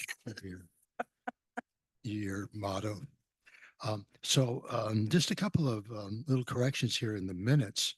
Oh. On page 75, the top there under board member communications, Director Thomas stated that a group of volunteers removed approximately 10 to 15 years of ice plant. I think that's supposed to say yards of ice plant. Yeah. And then also on page 77, almost halfway down, President Gray suggested that the general manager discuss a payment plan with a payment plan, the Nelsons. So I think it probably should meant to say payment plan with the Nelsons. That's all. Okay. Thank you very much. Yeah, and as long as we're talking about the yards, you might as well say cubic yards. Oh, okay. Well, there you go. Good catch. I just scanned right by that. Yeah. Yeah, we don't need to do another. Okay. Let's go then on to regular business. This is agenda item 8A. And I'm wondering if the Upper Salinas Las Tablas Resource Conservation District is online. Okay, great. Hi, I'm here. Hello. Welcome. Hey, thanks for having me. So I think it was maybe October or a few months ago, I spoke with you guys at the board meeting so that I could get a signed land access agreement to do some restoration work at Fiscalini. And you guys went ahead and approved that, but you did ask for a map and some pictures of the plants that we plan on planting and a more descriptive kind of idea of what we'd be doing. So I think you guys have that now. We plan on planting in an area where there's already been some pine trees planted, so it'll just kind of add to the biodiversity there and help to outcompete the non-native grass like species that are growing. We won't be removing any native vegetation. We'll be doing some like weed whacking, but just enough to help us get the plants in the ground. You'll see some pictures on the last page of the plants that we know for sure we'll be planting. And you'll also see that the Santa Barbara Botanic Garden went down and collected seed. So depending on what they were able to grow, we might be adding some more plants as well.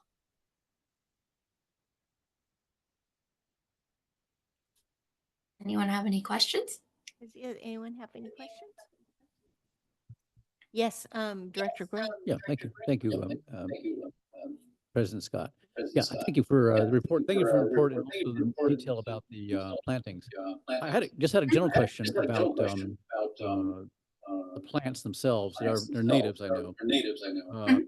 Are there issues, and maybe monitoring issues with, I think, coyote brush? My understanding is that that could be a fire hazard, and it grows up to a certain level. Yeah. Is there some monitoring of some of these understory plants that might be fire dangerous at some point?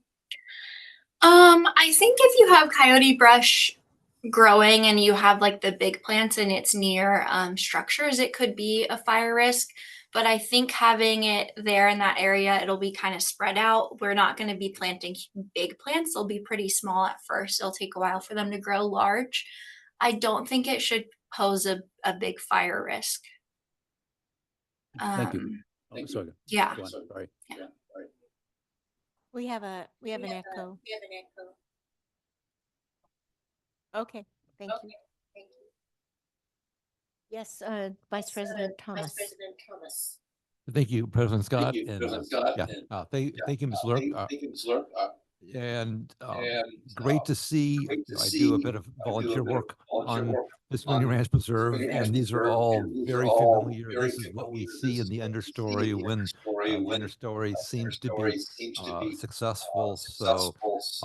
And the fact that you've worked with the volunteers to gather seeds from the ranch. This is to me, the benchmark way to do this kind of restoration. So thank you. Thank you. Yes, Director Dean. And thank you for putting the pictures of the plants in here, as I know I'm the one that asked for that. I do appreciate it. Thank you. Yeah, of course. You have another question? Yeah, I have a question. I was just wondering, said something about that you had gotten some seeds. Are you going to propagate the seeds and then, Or are you just gonna put some seed around? No, so the Santa Barbara Botanic Garden, they're the ones who collected the seed and will be propagating and growing out the plants. And then they'll be bringing them up here next fall or winter. We haven't quite decided on a specific date yet, but I did talk to Kitty and it sounds like there's usually a volunteer event I think the Saturday or Sunday after Thanksgiving. So we were thinking about doing a community volunteer event to get all the plants in the ground then. Are you Haley Lurk? I am Haley Lurick. Thank you so much for this wonderful report. I love the picture. Yeah, glad you liked it. Yeah, Director. So the seeds that they collected, are they for plants different from what we're already looking at? So mostly they're for the plants that you see here. They were trying to get some seed for some native grasses, but they weren't sure which ones they would be able to successfully propagate. So once we know kind of the success there, we'll be able to share with you if there's other species we'll be planting. Oh, great, thank you. Director Farmer. Yes, thank you, President Scott. Yes, Ms. Lurk, I just want to thank you also for the photos. It's always nice to see nature in her glory, even if it's just in a picture. And also, I just want to thank you for being available for this discussion. Thanks. Of course. Yes, Vice President Thomas. Thank you, President Scott. And, yeah, apologize for forgetting, but a great opportunity since it's related. The volunteers on Physically Ranch Preserve, Brian Morgan is leading a volunteer work party this Saturday, day after tomorrow. And yes, it may rain. And no, odds are he's not going to cancel if it rains, but I'll be there. And he's got lined up some very similar work to this, some understory planting in the greater area that's within the circle. So that's the first round of understory planting. So anyone listening wants a fun time Saturday morning, it really is a great way to spend a Saturday morning. What time? That's 10 a.m. Meeting at the Dolphin Bench. Any other comments from the board? All right. Do we have any public comment? No. Hey. Thank you so much for the presentation. Really appreciate that.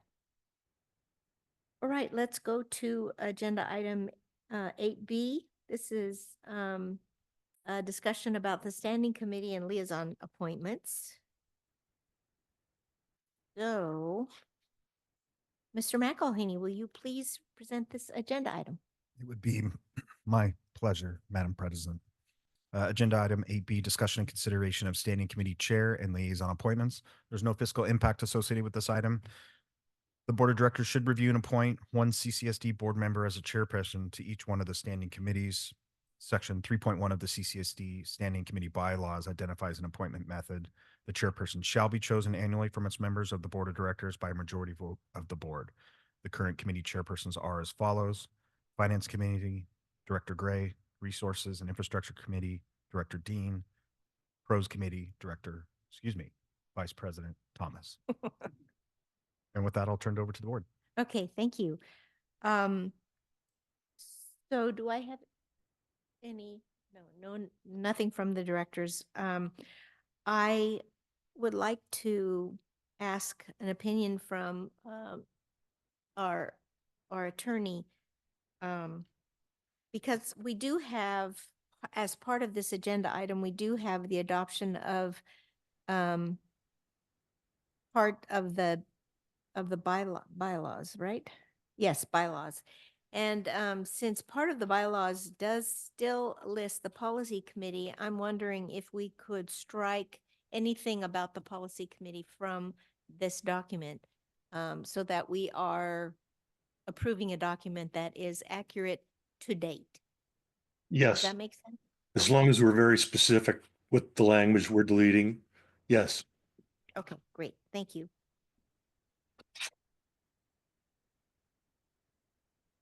Okay, so if there's no other comments from the board members, I'd like to know, is any public comment about this?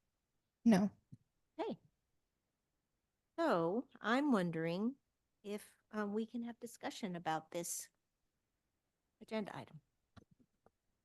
So, yeah, thank you, President Scott. Yeah, I had I had a couple of questions. I had to remind myself how many things are in this one agenda item, but I had a couple of questions. One had to do with the liaison appointments, and then further out on the, well, there's actually three things. One is on the schedule, the bylaw revision for the full day meeting. I had a question there, or a question or a suggestion. And then on the scheduling of the committee meetings, I also had a question. First of all, they're all, 8B, I'm sorry. Oh, wait a second. Well, here we are. I was confused. Yeah, that's okay. You're in luck. You're in luck. You don't have to deal with this question right now. Thank you. President Thomas? Yes. Okay, so we're going to be, I think when we do the bylaws, we're going to be talking about a fourth standing committee. Right. So do we appoint the chairperson now or later for that new committee? My preference would be that we appoint the chair later. Okay. Yeah. And you can't And really, you can't, really confused. Sorry. go ahead. Yeah. And you can't really appoint the interrupt. chair before the committee's created. Yes. Okay, right. Yes. Yeah. Okay. So, we're doing 8B. Yeah. So I got one one for 8B. actually. Okay, let's do 8B. Liaison Yes. appointments. I wanted to see if we could discuss adding any other entities that we might want to have liaison appointments for, to track and to follow them.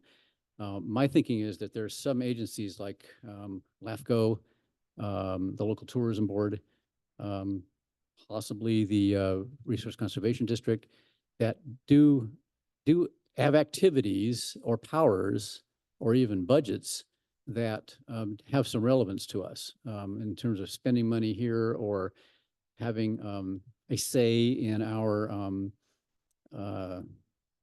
activities and a relationship with other jurisdictions such as the county. And I wanted to open up for a little discussion on that to see if we want this list to be expanded. And maybe I don't know if we need all of these either. I mean, but we should re-examine the list, see what we might want to do to change it, if anything. What about, so I've been the liaison for the Coastal Commission. What about adding the Resource Water Quality Control Board? Because they do have meetings here in San Luis Obispo. It's a possibility. Say that again, Resource Water Quality Control Board.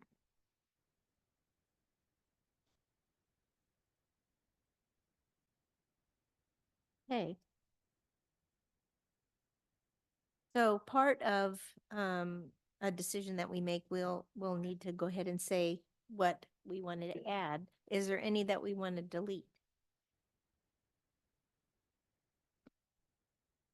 Yes, Director Farmer. Thank you. I don't know about deleting it, but does the San Simeon CSD even exist anymore? No, I think we should delete it. Yes.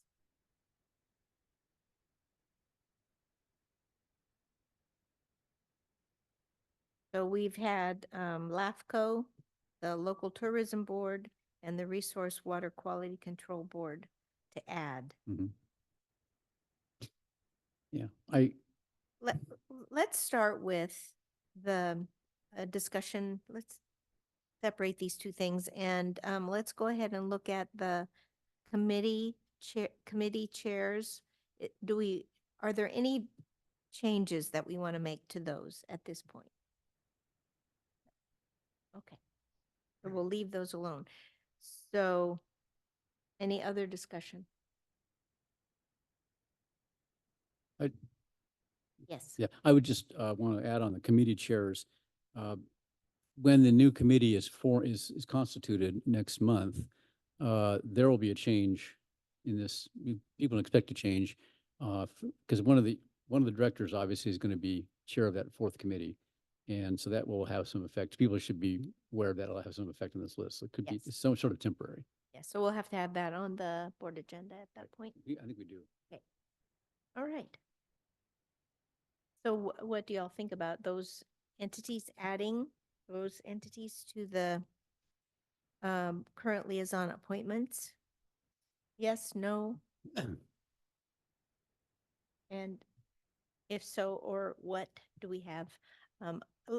I don't know if we want to go ahead and, Mr. Carmel, do we want to do this in two different agenda items or two different motions?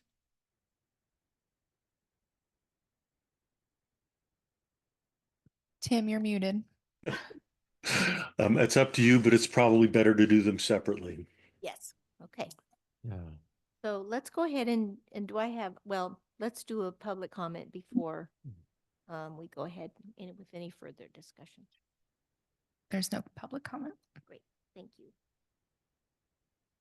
You like a motion? Yes, Well, please. you know, do we have an opportunity for discussion? Oh, Part of the sure, motion?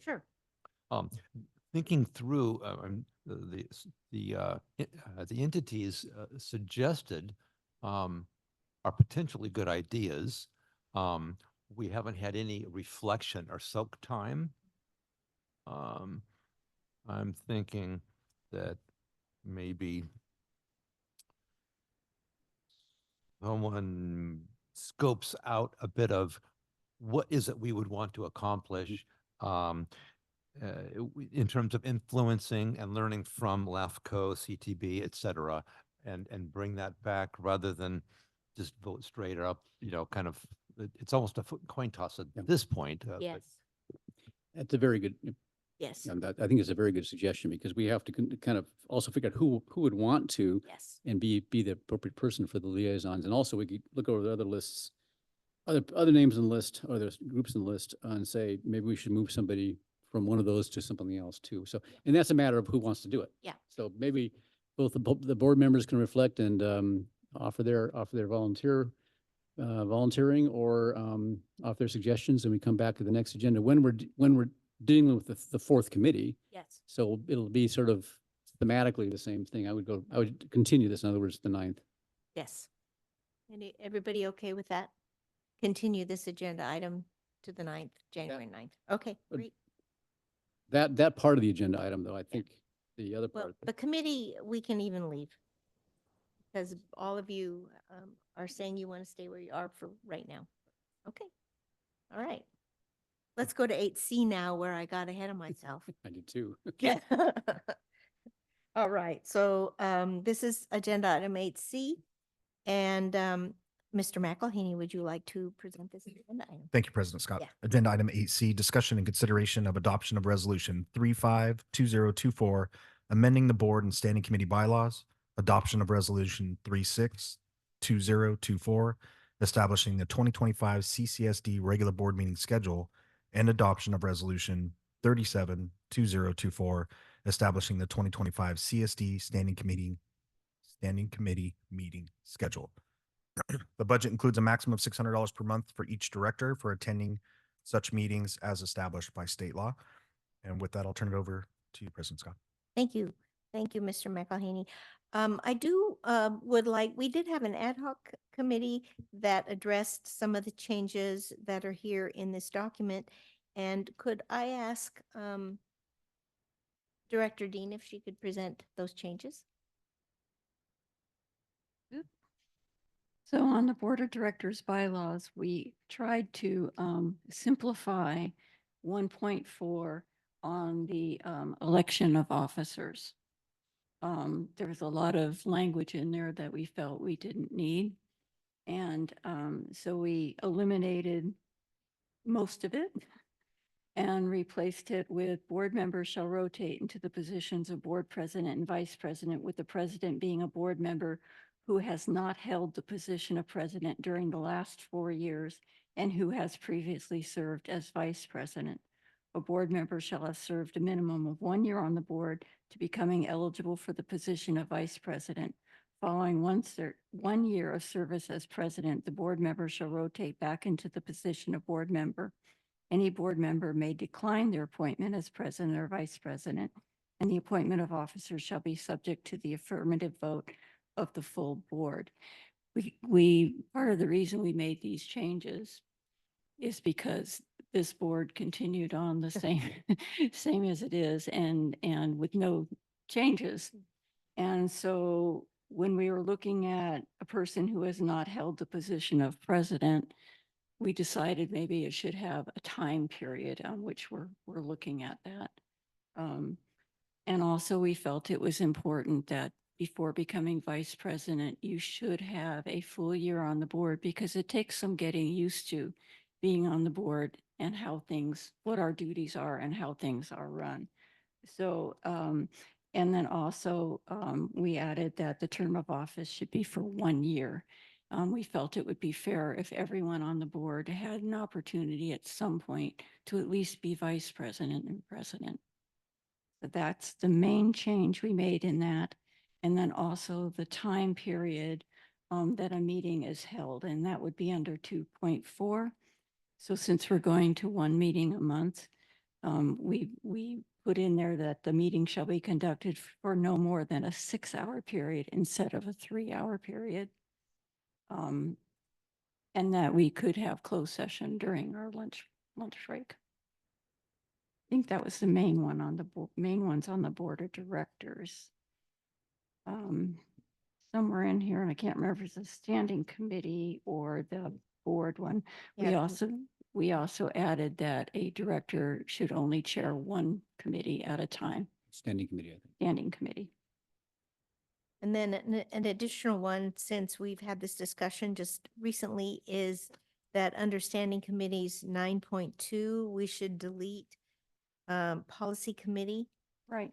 So Parks and Recreation and Open Space would become 9.2C. And we would delete policy. Wait a second. I think that's the only place where it,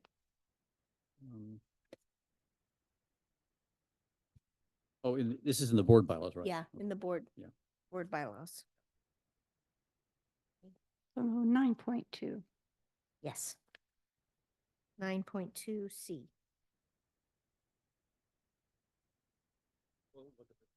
Yes. Yes. And then we can go to the standing committee bylaws.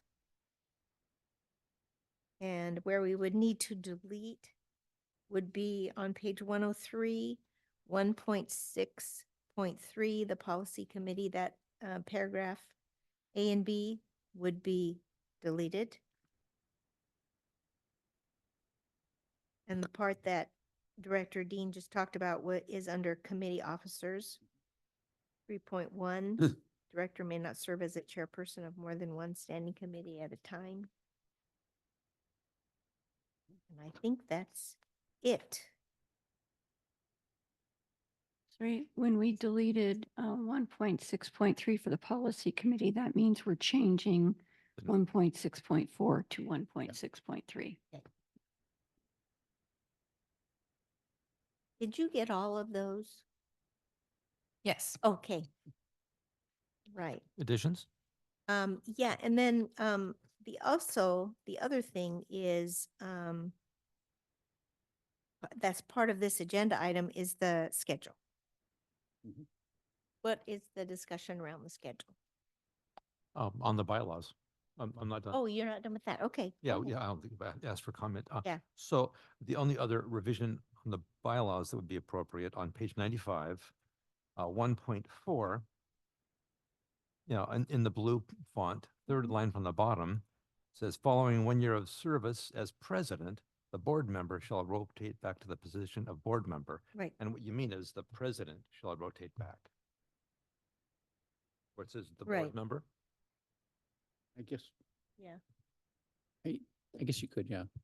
But of course, that person is a board member, even if Yeah. they're president. Yeah. So I'm not sure it's, Then you might say that board member. yeah, that board Okay. member. Yeah, that board member. It's not specific. Yeah. Yeah, that board member. Okay. That's good. That board member. Yeah, I had a question and a suggestion for on the meeting length revision. Oh. And I should have asked you for recognition there.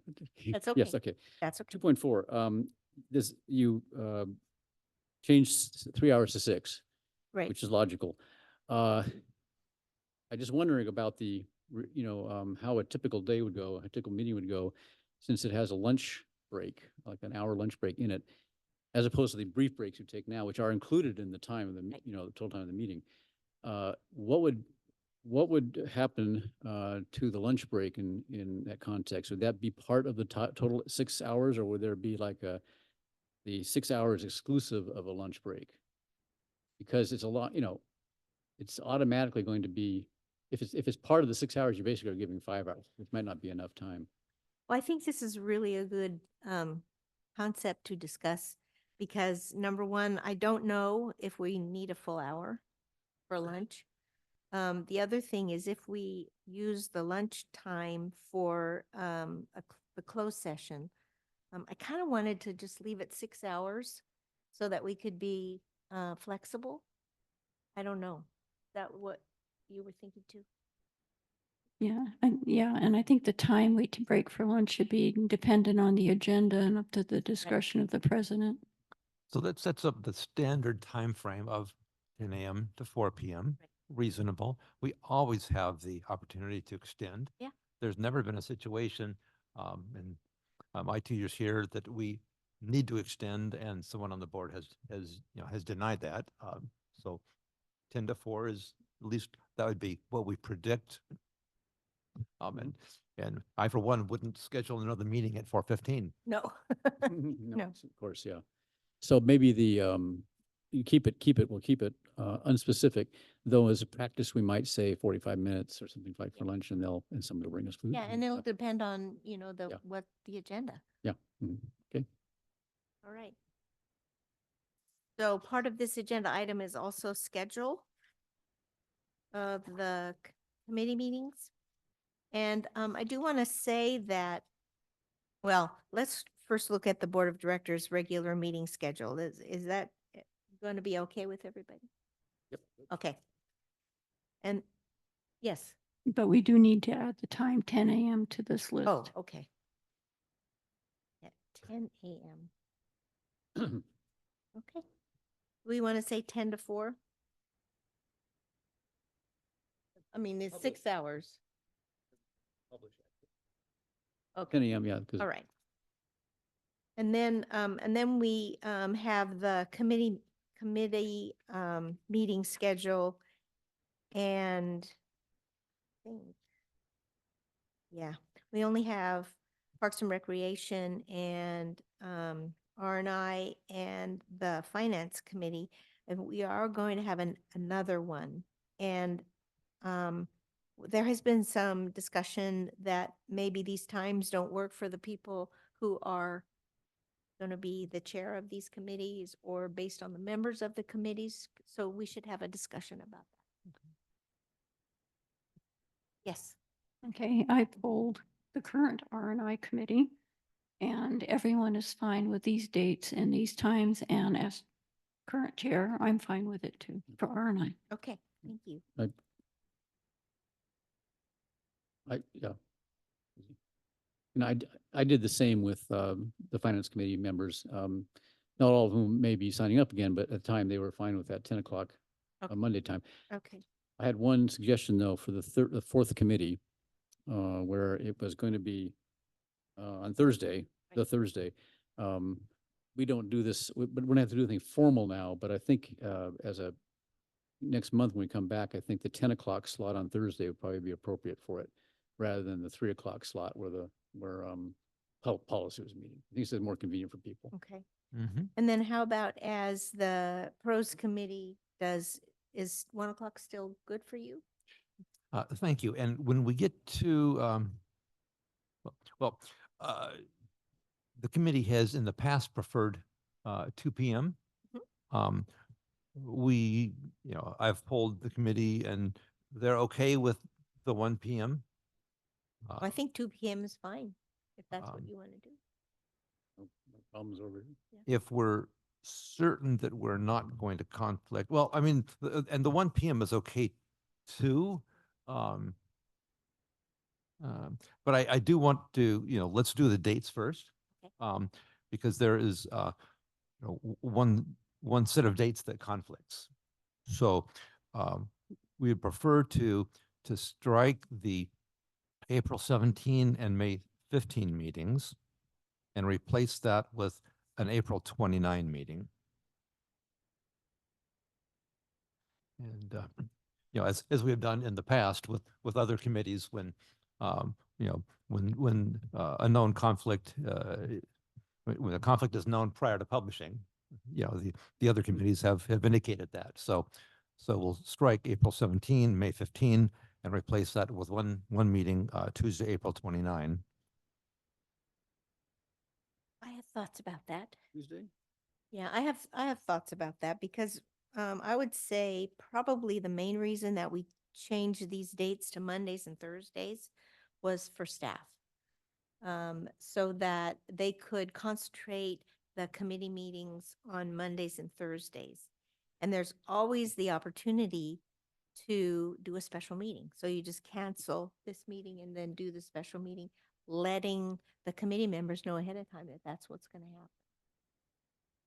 happen. Okay, and that- if we've in fact already done that, and looked ahead and selected the date, I mean, like my philosophy is why not do it right the first time if we know that's what we want to do, but. Well, I'm open for discussion on that. Okay. Do staff have input? From a staff perspective, I can't say what the availability of staff would be on these new dates, given it's so far ahead. That's the 29th of April. I'm sure someone will be available for him. I don't want to speak for Mrs. Dodson, but for her, she just cancels a meeting and reschedules it. So that's not difficult. If the board chooses to schedule it now on the 29th, board's prerogative. As far as staff availability, I don't have an answer necessarily for. Or Staff gets a twofer, basically. In other words, cancel 2 meetings and then replace it with 1. So it sounds like a reduction in overall staff time. But how about just doing it as soon as we're done? You know what I'm saying? Yes. Oh, I'm sorry. Yes. Okay, so if you're going to be forming a 4th committee, and we're looking at that 4th committee being in the morning on the same day as the pros,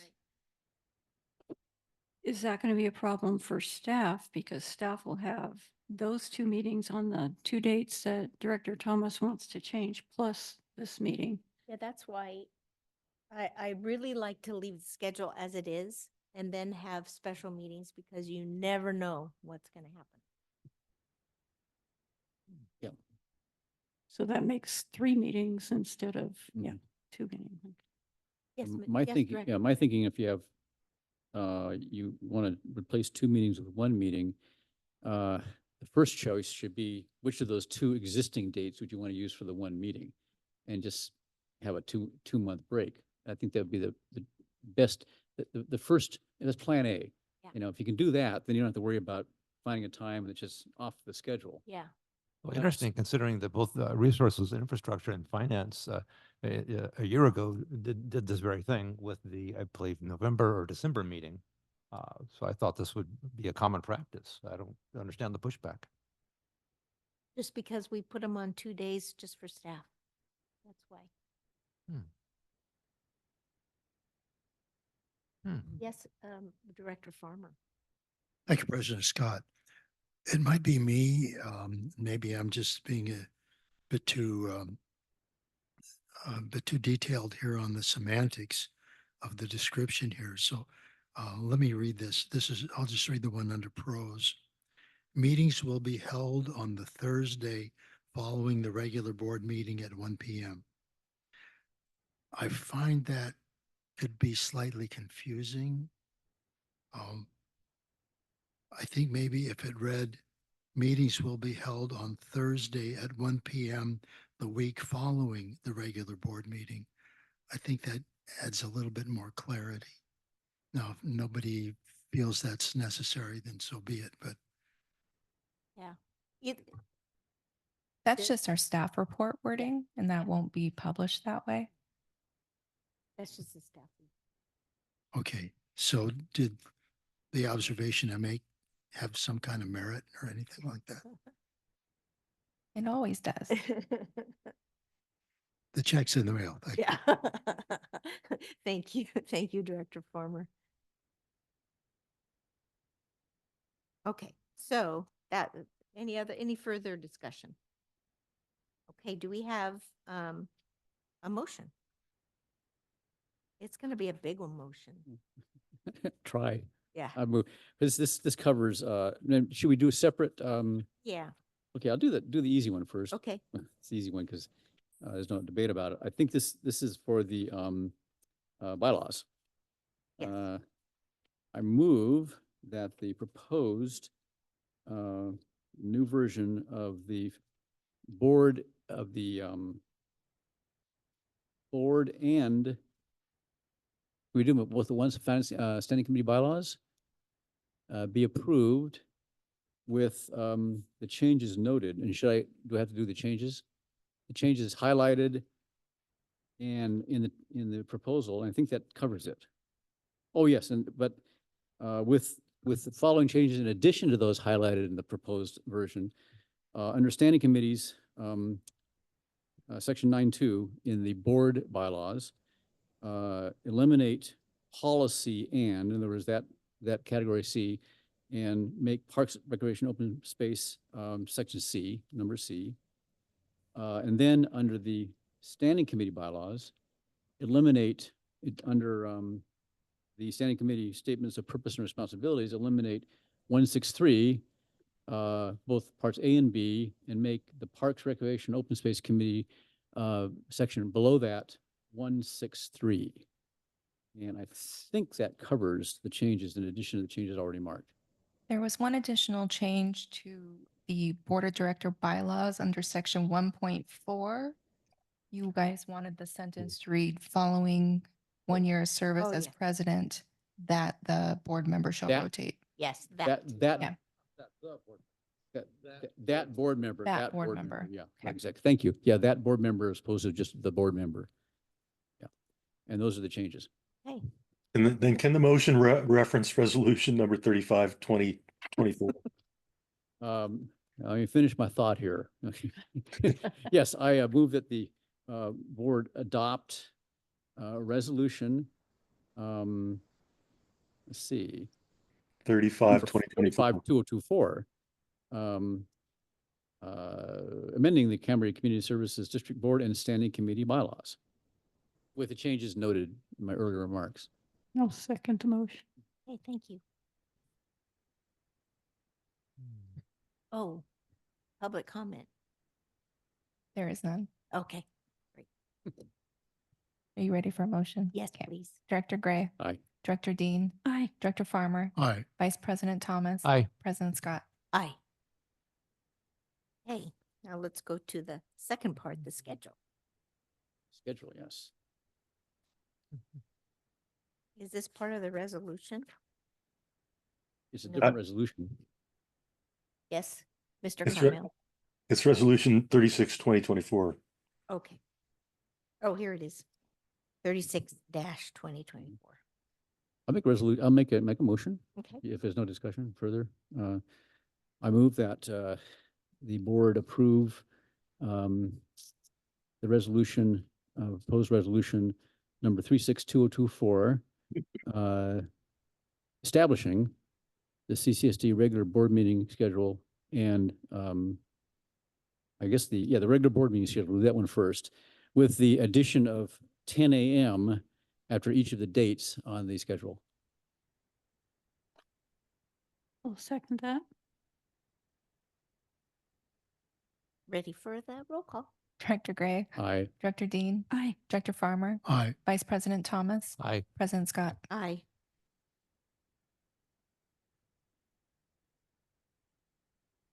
Next resolution is number 37-2024. Do I have a motion? Have we resolved Director Thomas's issue with the dates? No. No, but we can discuss it more if you want. No, I just wondered if we're approving it as written, then the dates are April and May. That would be one motion that could be made. Also have discussion following the motion too. Yeah. Second. Well, I'll move that we approve resolution number 37-2024, establishing the 2025 CCSD Finance, Parks, Recreation, Open Space, and Resources and Infrastructure Standing Committee regular schedules. And then, yes, we need discussion after somebody seconds. I'll second it. Okay, so let's discuss.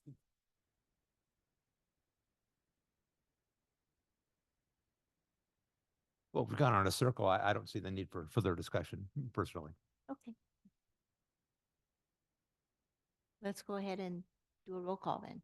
Director Dean. Aye. Director Gray. Aye. Director Aye. Farmer. Aye. Vice President Thomas. Aye, I can live with it. President Scott. Aye. Then you do. Yeah.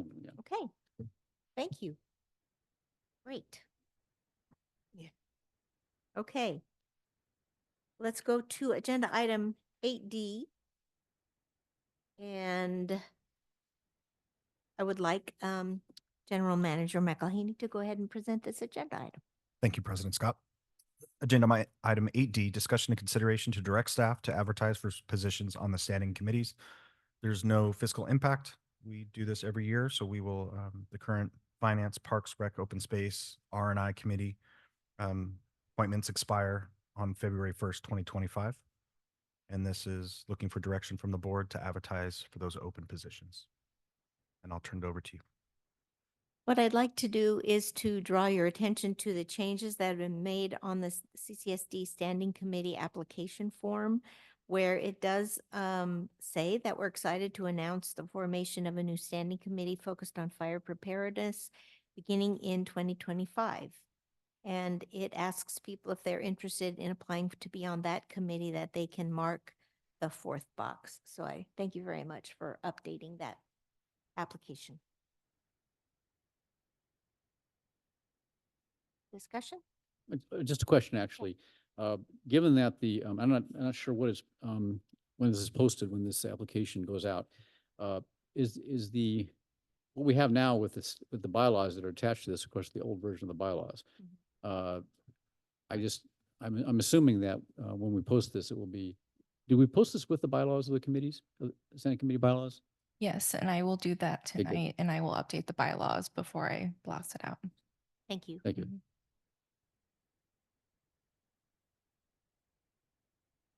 Make a motion. Public comment? Any? Is this, okay, so we haven't actually formed that new standing committee yet. No. So there won't be anything in the bylaws. It's a description of the responsibilities. No. That's Well, okay. that's fine. Yeah. Then I'll move we approve the directing staff advertise for the vacancies on the board, unless Oh, wait. we didn't have public comment, sorry. Yes, do we have public comment? No. Okay, thank you. Go ahead. That was the motion then. I'll second it. Director Dean. Aye. Director Gray. Aye. Director Farmer. Aye. Vice President Thomas. Aye. President Scott. Aye. It's also important to note, it's in our application preface there, that if you apply for one of these committees, the current committees, and you could also be considered for that new committee. Sure. Even if you don't check the box. If you check the box, it helps, but your application is good for 2 years, I believe. Right. Okay. Let's go then to agenda item 8E. And this is a presentation by our general manager, McElhaney. And so I would ask you to go ahead and make that presentation, please. My pleasure.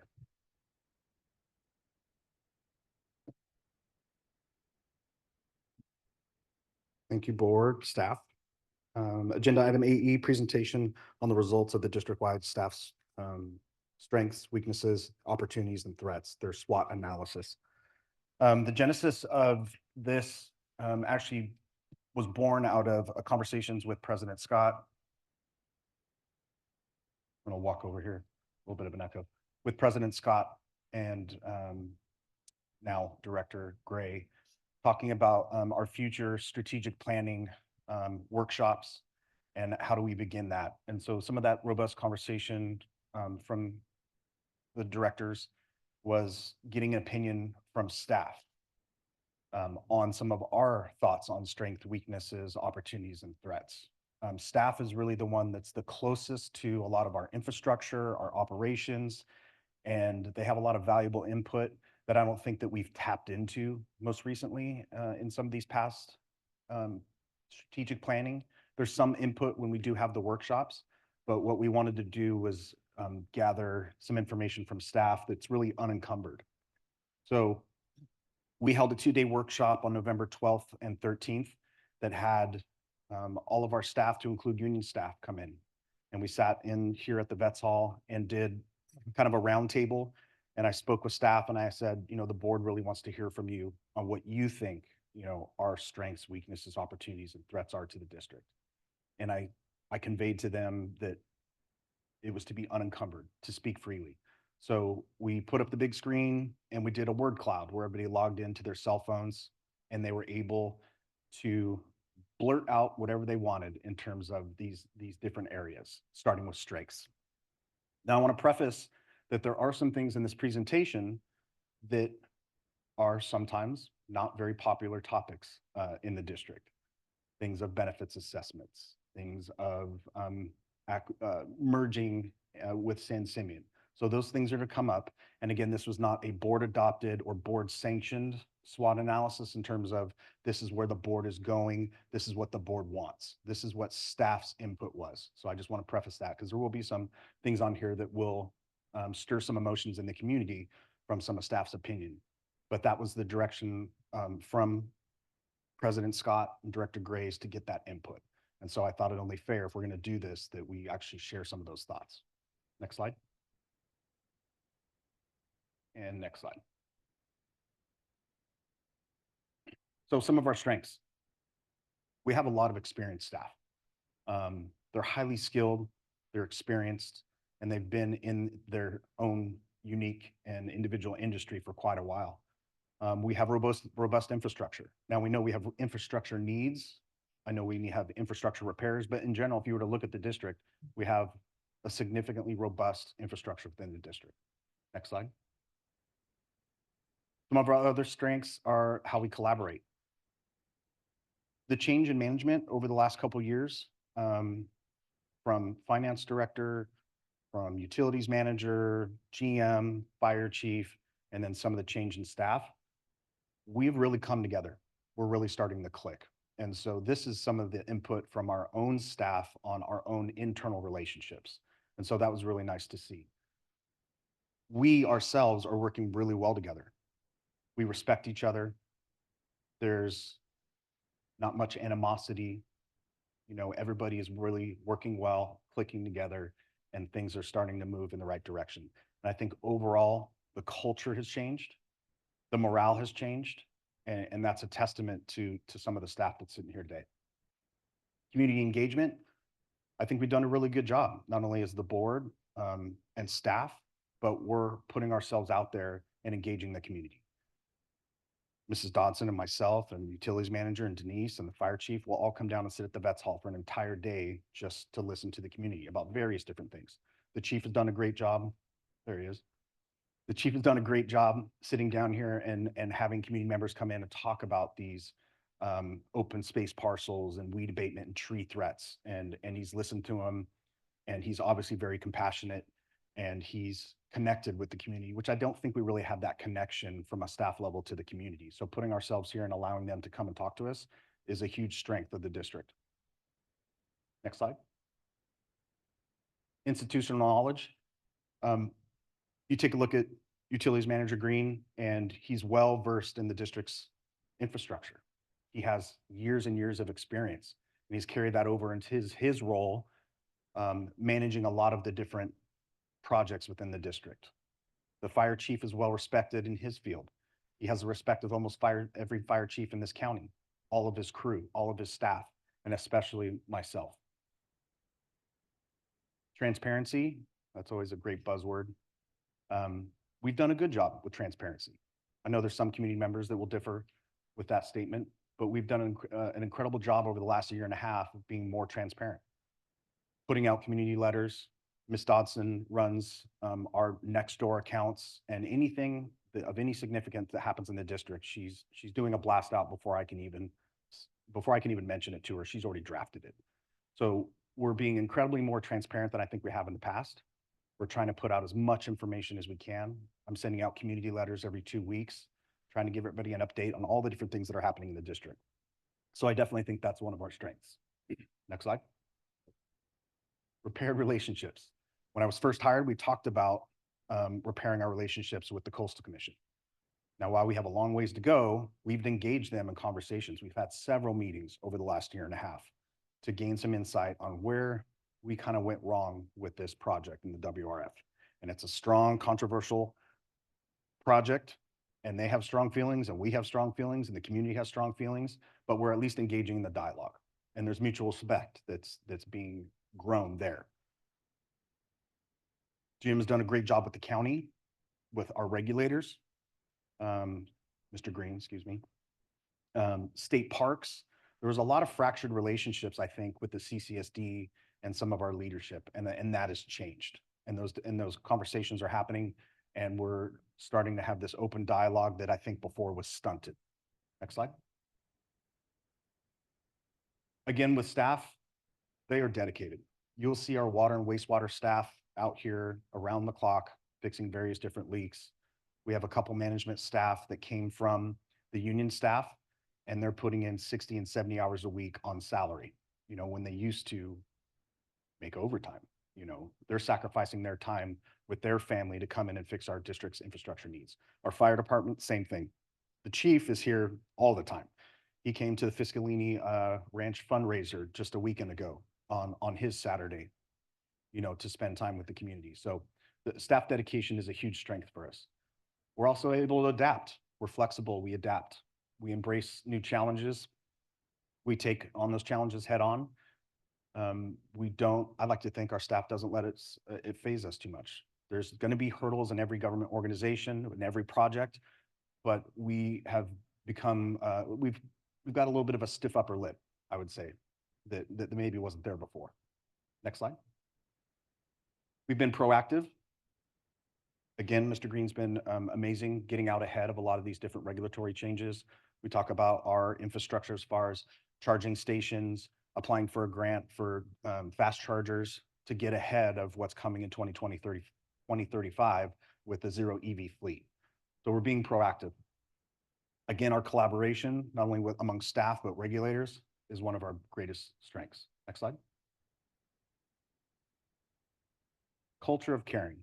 This kind of goes to what I was speaking about with staff. Staff cares. They care about each other. They care about the board. They care about the community.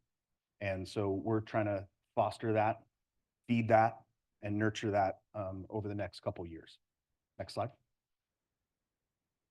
Our weaknesses. So as a small special district, we have limited resources. We have limited means to raise revenue. There's water and wastewater rates, and there is essentially our property taxes. There's not a lot of other methods to acquire funding based on our limited resources. So when we talk about staffing constraints, budget restraints, infrastructure restraints, a lot of it has to do with our ability to manage our limited resources. At times we get siloed in our departments. We spoke about this a little bit with the formation of this potential fire protection committee, is that the fire department can be on an island sometimes. They're really self-sufficient. The fire chief has done a great job of managing his department, but at times we get siloed. I know admin does. We can get caught up in our own little world and not step outside of that world and check in on water and wastewater. And the same goes for water and wastewater. They get siloed in their own departments. So we're trying to bring that out. Some of that is with these staff get-togethers and barbecues and things of that nature, is to try to get us out of our silos and start connecting with one another. Accessibility. We're remote. Much like San Simeon, Cambria is a remote, and we're not close to a lot of different resources. When we talk about emergency response, we have a CAL FIRE engine, here in Cambria. There's an engine out of Cayucas, and then our closest engine besides that is Morro Bay and Templeton. So we are in a little bit of an island here. So there is some accessibility issues, resource issues. Another one of our weaknesses and operational challenges is our aging infrastructure. So while our infrastructure is robust, it's aging and it's aging rapidly. And we may or may not have been prepared or been preparing in past leadership for this aging infrastructure. And that is coming upon us rapidly. As we know, our effluent line, temporary effluent line that needs to be replaced, you know, that's a large project that's going to be potentially $4 to $5 million. That hasn't been budgeted or planned. And there's more of those planned or unplanned emergencies that are beneath our feet right now that we really need to acknowledge. Next slide. There's environmental risks, threats of floods, droughts. We are in a tsunami zone, which threatens our district infrastructure. We do have revenue constraints. Some of those revenue constraints have to do with our current business model, our economic model. This is some of the uncomfortable conversations. We're in a zero growth period with a moratorium for 20 years. So with no growth, even at a 1% growth, with no growth, there is no more revenue coming in for the district. There's no more property taxes. There's no more connection fees. There's no water and wastewater rates that can help fund our district moving forward as far as our infrastructure goes. Now, we all acknowledge that water is the barrier to that. And Mr. Green and I are working on those options and how we can find a sustainable water source. But if we take that out of the equation, if we had the water source, this is a discussion that should be had, is how does this district continue to operate when our population is stagnant? The infrastructure needs are climbing. The repairs and the amount of money that we're going to need to spend to keep this district afloat has to have some source of funding moving forward, unless it's going to be on the backs of the ratepayers that live here.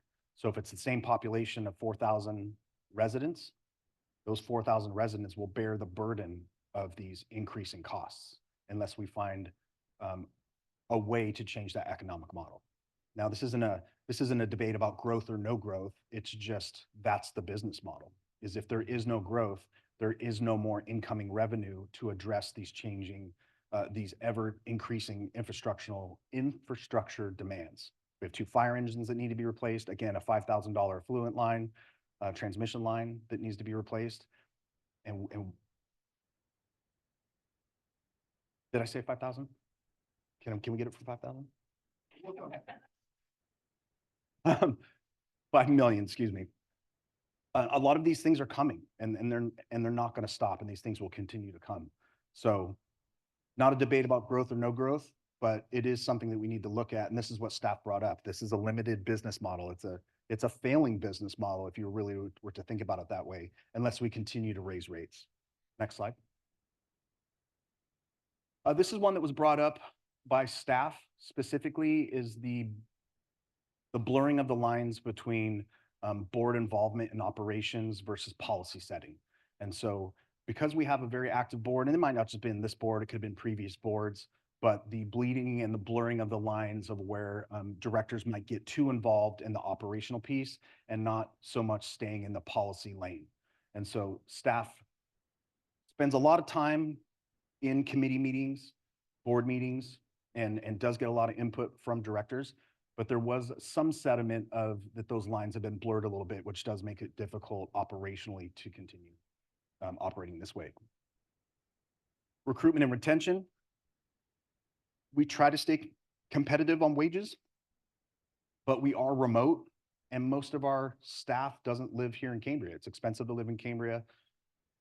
There's housing challenges and shortages, and often you can live in Paso Robles, Templeton, Morro Bay, Los Osos, and have a more affordable rent or a more affordable mortgage. So it limits our ability to recruit employees, and there's a commuting effect. You know, there's money spent in fuel and things of that nature. And sometimes we're competing with San Luis County, City of Morro Bay, things like that for some of our staffing. So it does become a little bit of a problem. I think we have opportunities as we look into the future about optimizing our revenue streams, looking at other funding sources. We've obviously started to really dip our toes into the grant world. Credit to Mr. Green and Mr. Reaper and Mr. Johnson, who have helped really solidify our skate park grant. That is one of our largest grants, I think, that we've gotten, at least for Parks, Rec, and Open Space.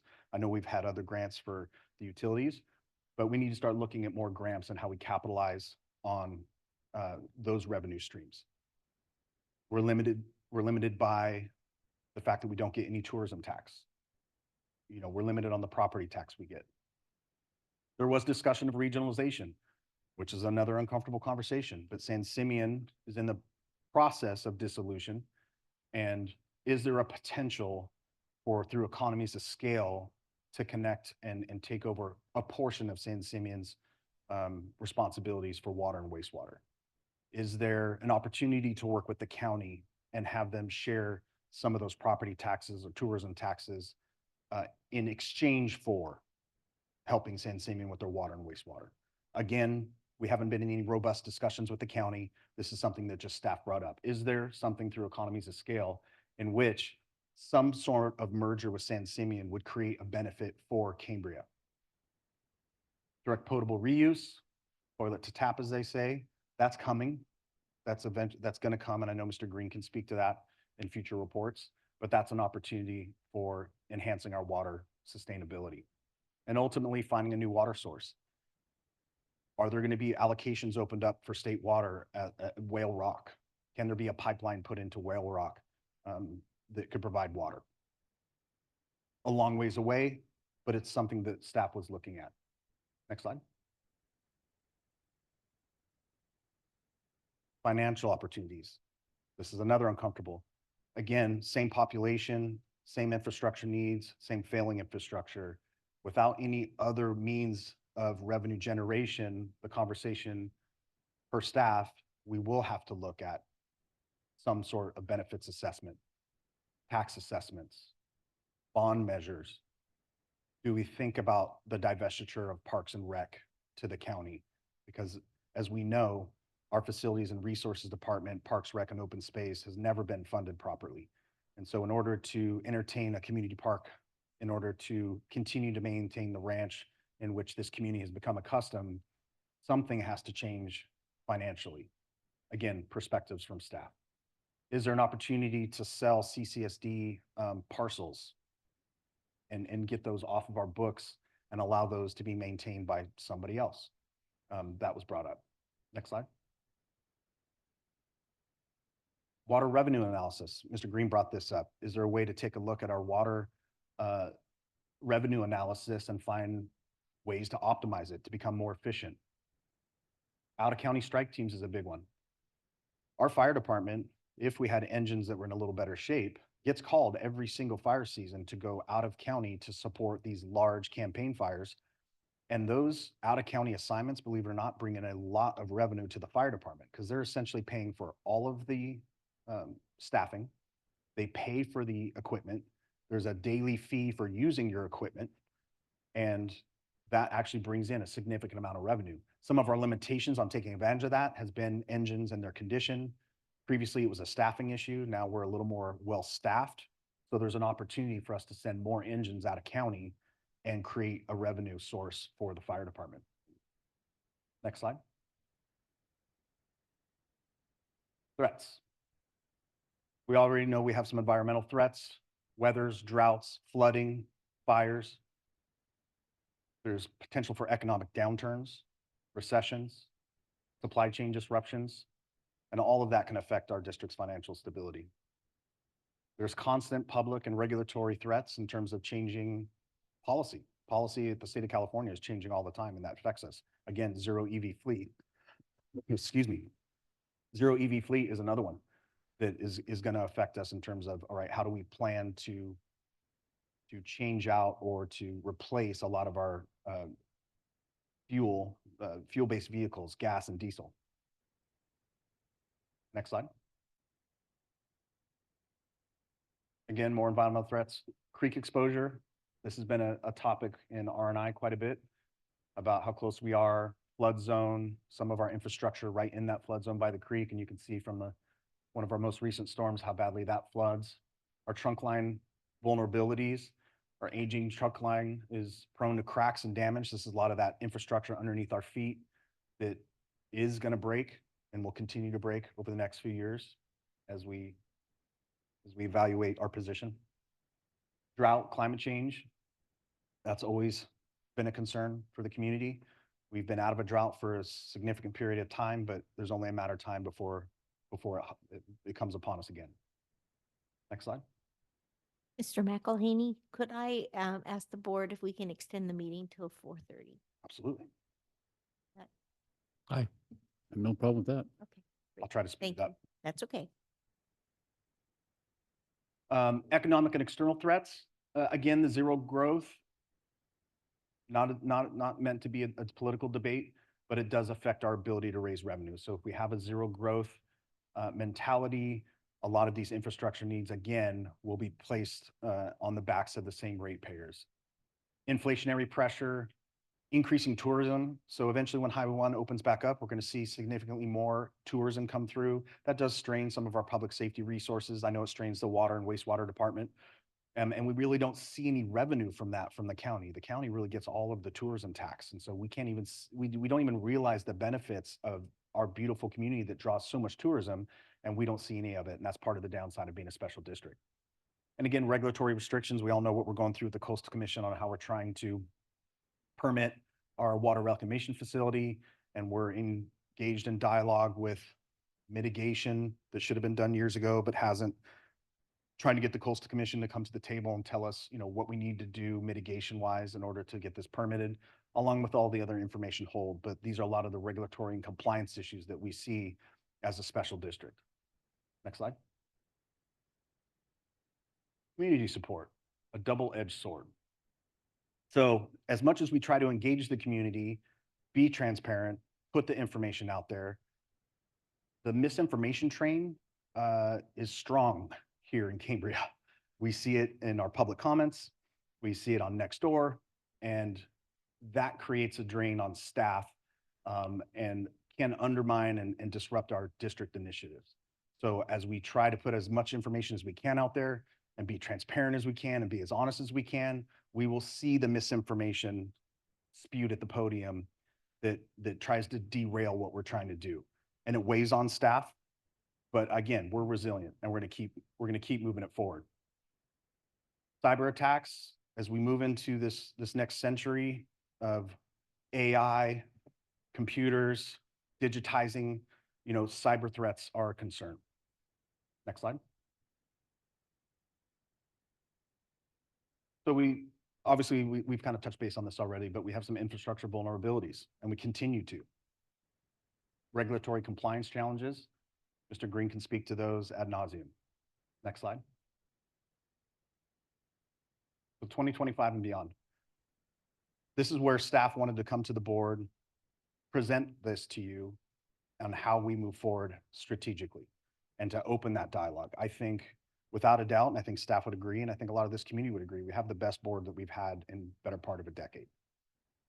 We've had the best staff that we've had in the better part of a decade. So I think this is our opportunity as staff and as the board to guide this community and this district in the right direction moving forward.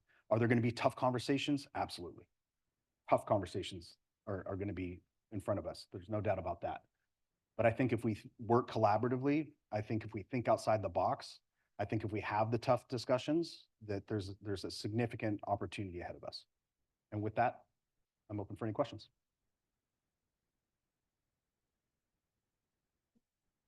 Questions? Okay. Yeah.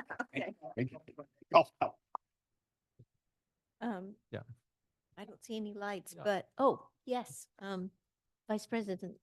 Yeah, thank you, President Um, Scott. Thank you, General Manager McElhaney. Outstanding.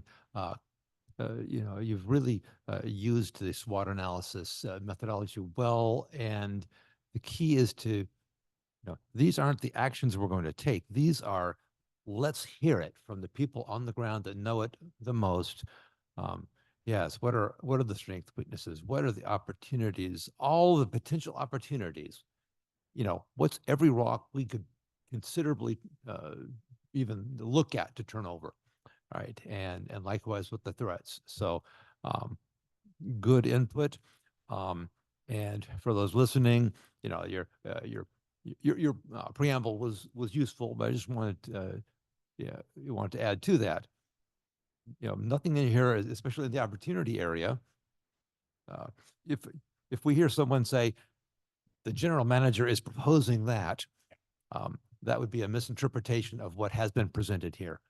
These are ideas that we can consider, and on behalf of the community, we should consider and figure out if any of them are the right things to do. Well done. Thank you. Thank you, Vice President Thomas. And yeah, I want to reiterate that this is staff's opinions on things we should look at. It's definitely not something that the board has advocated for. It's just like you said, can we turn over every single rock and see, is there anything there that potentially could help us move the district forward? I would like to make sure that the staff know how much we appreciate the hard work that they did and also in your leadership with that, because I think this is information that we've never had before to go forward with the strategic plan revision. Yeah, thank you, President Scott. And I want to reiterate how appreciative some of our union staff was to be a part of it. So I had multiple staff come up and say, thanks, thanks for just letting us talk and being heard.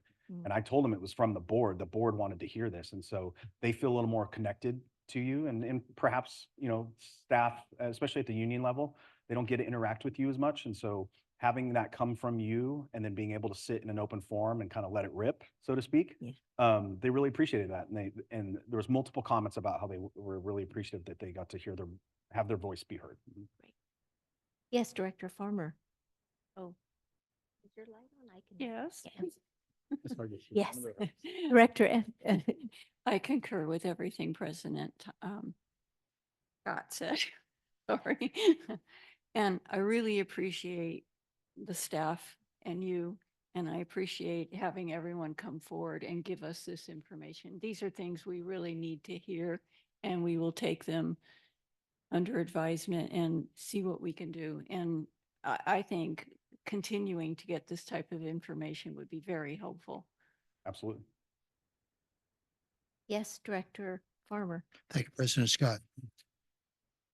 While you're doing this presentation, Mr. McElhaney, it reminds me of a comment that was made to me by Director Dean. I believe she was President Dean at the time, or Vice President Dean. And she said, well, we just had people apply for the position of fire chief. And well, there's this fellow that we didn't hire, but he'd make a great general manager. And I'm watching you make this presentation, and it reminds me of what they said at that time. I really appreciate the thoroughness of this report, which I think it inspires and encourages us to not necessarily step up to the plate, because I think we're doing the best job we possibly can, but to step up to the plate and be as thorough as possible in addressing what you've stated here. And so thank you so much. Thank you, Director Farmer. I would say I'm jealous that I didn't get the fire chief position, but you guys found a pretty good fire chief. And please let everyone know who participated in this SWOT analysis, that we really appreciate their input, their honesty, and we care about what they have to say. I will. I'll send out an email to staff tonight. Yes, Yeah. Director Gray. Yeah, thank you, President Scott. I wanted to reiterate what Director Dean just said. I really appreciate, obviously, Mr. McElhaney this is a great thing. We should do it, periodically. It's never been done before, I don't think, here. But I really want to appreciate, show my appreciation to the staff for the quality of their input. These are very perceptive and, serious points they raise. It wasn't just, people complaining about stuff. It was these guys, these are people who really knew what they're talking about. And these are very important things. And we'll get to this later on in this item. President Scott and I, wanted to do this in the context of the strategic plan process. And so the public needs to understand this is input for that process. This is going to culminate in March. So I think it's got off to a great start. I think we got exactly what we wanted to get, which was just opinions and wide-ranging and honest, candid. So yeah, thank you. And my compliments to the staff. Yeah, thank you, Director Ray. I'll admit, I think I even underestimated my own staff. So when these topics came up and I was like, wow, they are not just pawns in the district operations. They are very well versed and they're very intelligent. And I think with your permission and future strategic planning, they definitely should be tapped for something like this again. Yes. One more thing. One of the comments were made that sometimes we make things difficult because we blur the lines between staff and the board and get involved in operational. So you know that those of us who chair standing committees or whatever in our position of the board are very passionate about our role. And if anyone feels that we're blurring the line and complicating things for them, I would hope that they would let you know and that you would pass that word on. Because like I said, we're very passionate about what we do, and we may not realize that we're complicating things for them. No, absolutely. So personally, I would like to know if I'm complicating things for anybody, and I think the rest of us would too. Because our job, what we're doing here is not intended to make staff's job harder. We want to support staff, but we don't want to interfere with what they're doing. No, we appreciate that. And again, I think it could be a mixture of multiple boards, over the past decade. There's been staff here that's been here a long time. So sometimes that all gets compiled together, years of practice. But I think a lot of the staff feel comfortable enough to bring that forward to you if that was the case. Director Gray? Oh, I'm sorry. Any other discussion? Okay, do we have any public comment? No. Okay, thank you. And I think another part of this agenda item is to appoint an ad hoc committee, and Director Gray and I have been working on this as president and vice president, but I think at this point, let's go ahead and we'll have that as part of the motion. So do I have a motion?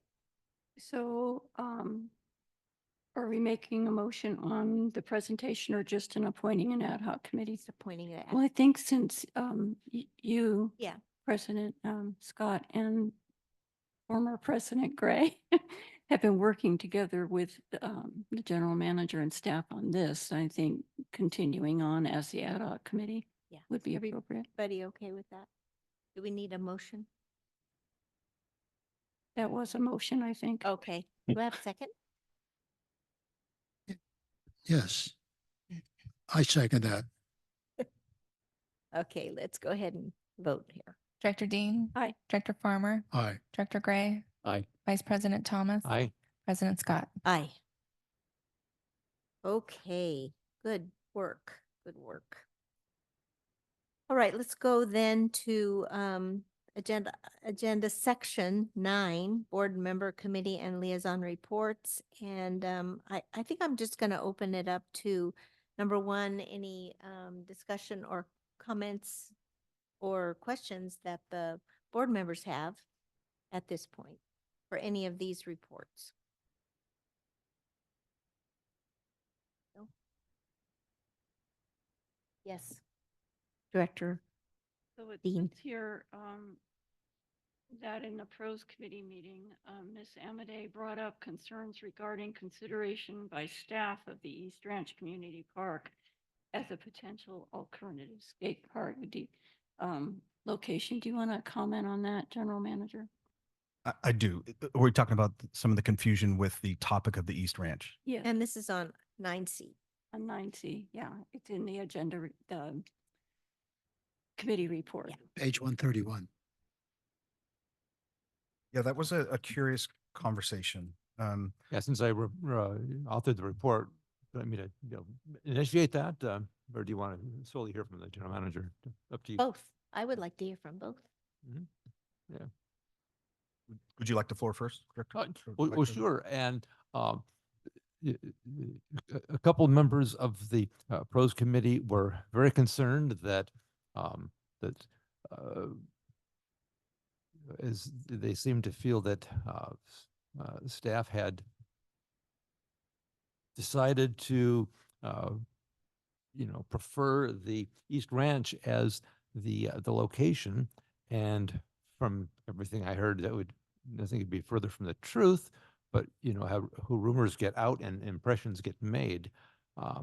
But what I heard at the meeting is that given concern over potential cost escalation and that the price may, you know, the ultimate cost may exceed the funds available, that staff was looking at all of the possibilities and, you know, reconsidering, you know, all of the possible alternatives available. That was my my perception, and that, yeah, at no point had there been a change in the plans. And I thank you, Vice President Thomas. I can provide some clarity to that. So it's kind of already getting out there. So we did a couple engineering estimates for the skate park that have come in ranging from 1.2 million to upwards of 1.6 million for the cost to construct the skate park. The grant matches up to 600,000 of the potential 600,000 that Skate Cambria Community Council has raised, for a total of 1.2.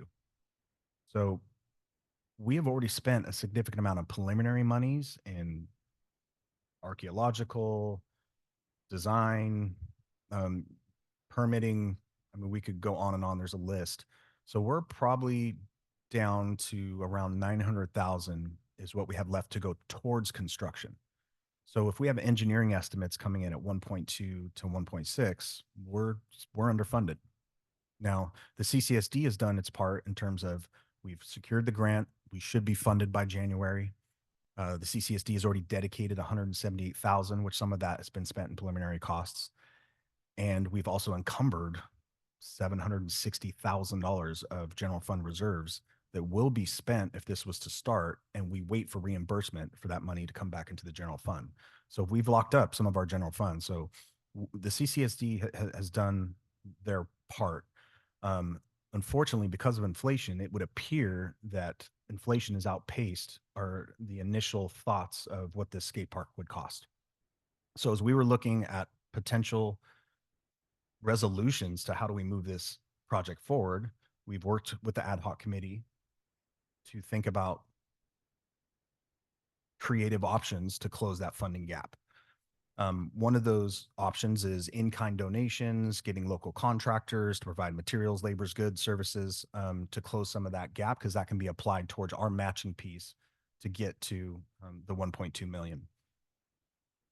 The discussion of the East Ranch was, okay, if we were to have the East Ranch as an option to build the skate park, it would be significantly less expensive, because a lot of the money that is being spent on the skate park is because of the ancillary features that have to be put in because of county requirements. The skate park features themselves, when you talk about the ramp and things of that nature, that budget for the skate park features by themselves is only around $350,000. The rest of those monies is all of the other things: parking lot, retaining wall, curb and gutter, drainage basin, landscaping, bathroom. Yeah. So when we talk about the East Ranch, there's already a restroom there. So that's a significant savings. The complications from that is that we would probably have to give up the current grant that we basically have in pocket. So the discussions that were being had at the ad hoc level and even at the pros level was, it is an alternative if we can't move this forward in the original plan. That was it. It's not a staff wants it at the East Ranch. If anything, a staff wants to complete this project as stated, because we've worked so hard on it. Mr. Green and Mr. Reaper and Mr. Johnson and myself and Mrs. Dodson have spent countless hours working through the red tape and bureaucracy of this grant to get it funded. So the last thing we want to do is to abandon that grant and then start all over again at the East Ranch. However, if it was a choice between we've failed to secure the funding for the current location, is there an alternative to where this still could happen? And there was a lot of pushback from that from Skate Cambria. You know, they're really not interested in seeing it on the ranch. And there was some emotions that got involved as far as that goes. But it was just merely an exercise of thought. You know, if it doesn't happen at this current location because of funding issues, is there a way it can still happen on the East Ranch? And that was really it. I was not pushing for the East Ranch. I was just presenting options, much like the SWOT analysis. Here are things we could do or take a look at. And that's the same thing for the skate park. So unfortunately, or fortunately, We're looking at a couple mock bids from actual general contractors that would be interested in this project that will give us an idea of what they would bid this project for, which will isolate how short we are. And I know Skate Cambria and the Community Council is working diligently on closing that funding gap. If the grant is awarded, we have a 3 to 5 year window to complete the project. So it does buy us a little bit of time to close that gap. However, the longer you go, the more prices go up, so that you're kind of chasing the dollars, so to speak. But that, hopefully that provides some clarification on the discussion of the East Ranch.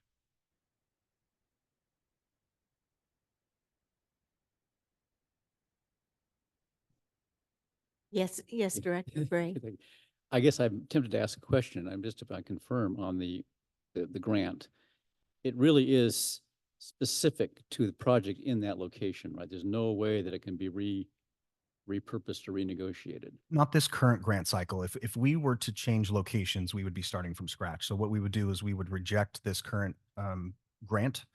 However, they are opening up an identical grant cycle that's identical to the one that we were awarded. We would have a great chance at qualifying again, but we go back into a competitive mode with everybody else that applies. These grants are specific to parks, so there's an opportunity that we're going to be looking at regardless of the outcome of this current location, or perhaps the community park is a great project for the next grant cycle, because that's what these funds are really made for. It's not just a skate park, but it's building parks in general. And so building a park from scratch in the East Ranch it's the prototype for this type of a grant. So we've actually been suggested by the granting agency to apply again for the community park. But if we were to really consider not building it in this location and moving it to the ranch, we'd have to withdraw from this current grant and reapply. Thank you. Any other discussion? No? Any other questions or statements about the other reports? Is there any public comment on any of these reports? No. Okay. Right. Thank you. Thank you all for your hard work. And these reports are really excellent. They really help me understand what's going on out there. Okay, let's go to future agenda items. Yes. Thank Vice you. President Thomas. Thank you, President Scott. And so if you value data, and you all know that I do, if one were to put in a spreadsheet the duration and the number of pages of our agenda packets for the current year, we would be way over 4,000 pages that that each of the directors has consumed over the course of the year. And and in the range in a given month has been, as high as 600 or 700 pages. And well, we're gaining efficiency. Any fantasy that will face less problems in the future and therefore less volume are probably fantasies.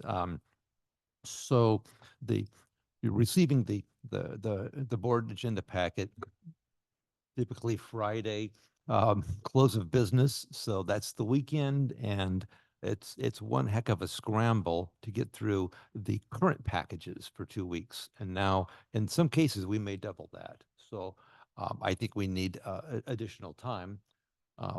My experience in bringing peer reviews, project reviews, where we have hundreds of pages of documents for review, and bringing technical professionals, we always set a 2-week minimum.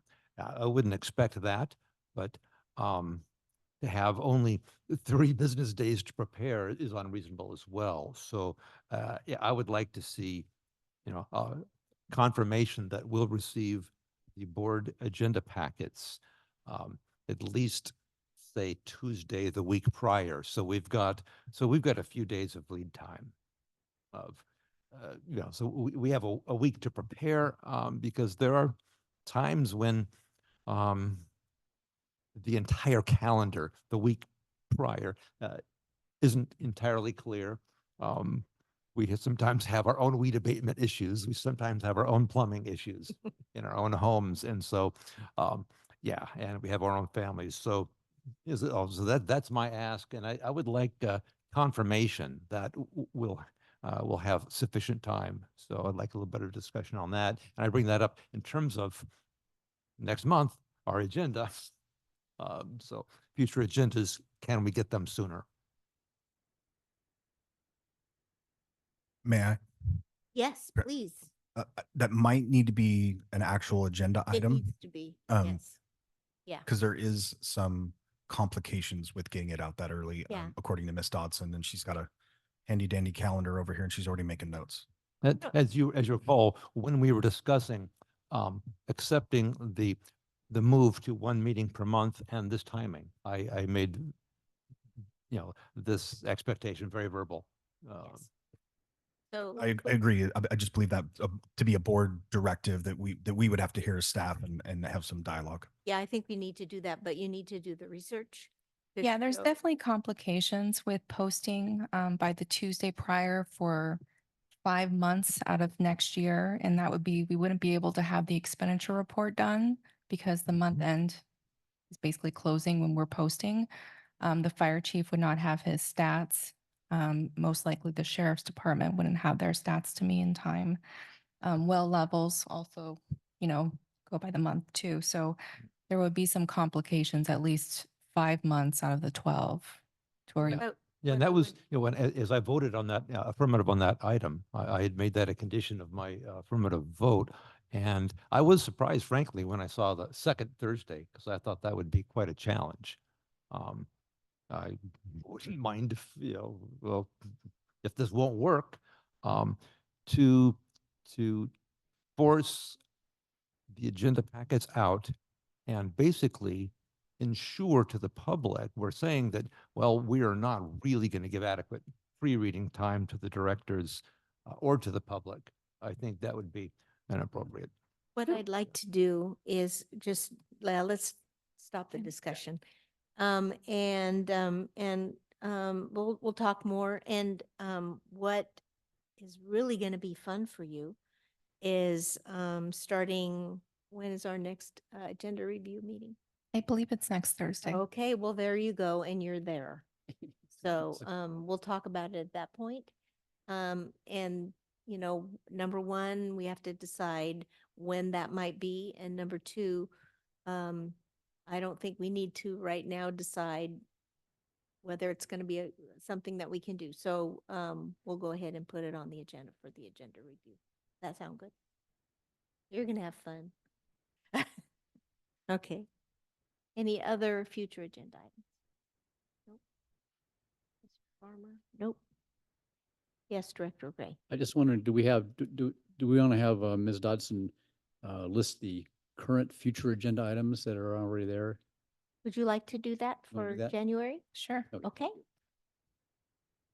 So the proposed January board meeting items are swearing in of the new fire captain and reserve firefighter, consideration of adoption of a resolution ratifying the MOU between CCSD and SEIU Local 620, and adoption of a resolution amending the salary schedule, consideration of adoption of a resolution ratifying the MOU between CCSD and IFF Local 4635, and adoption of a resolution amending the salary schedule.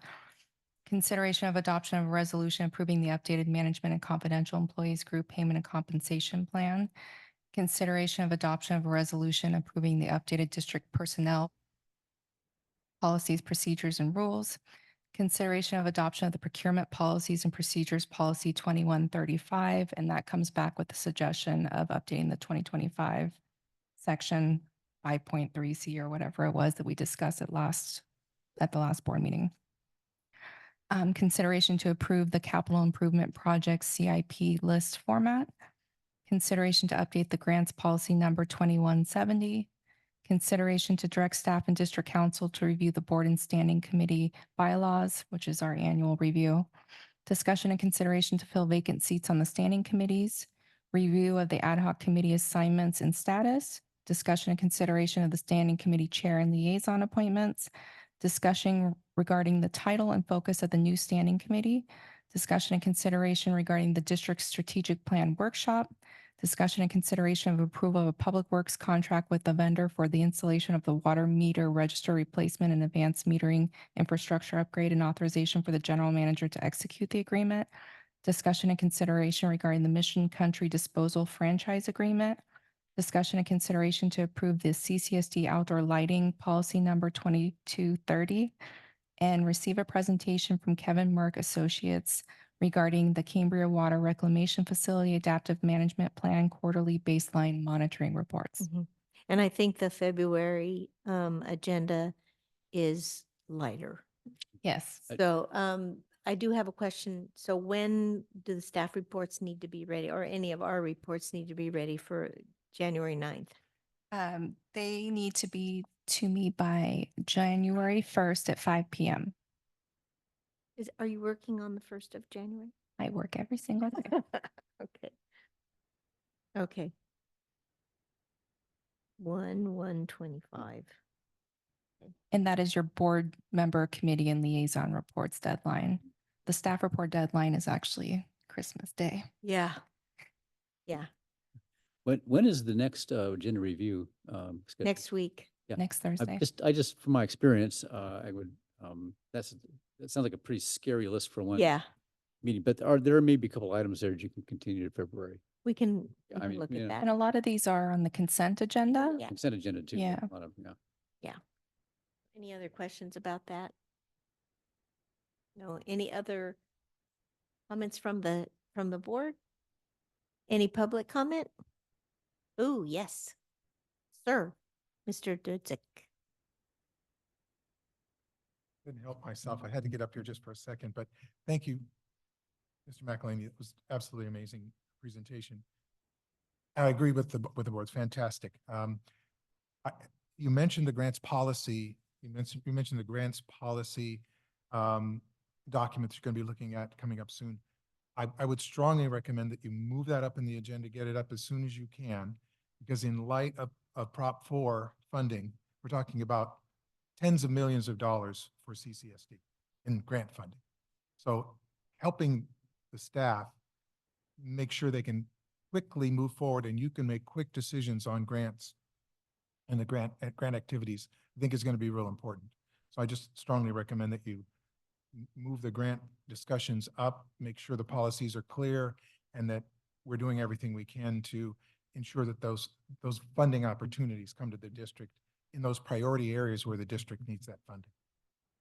Thank you.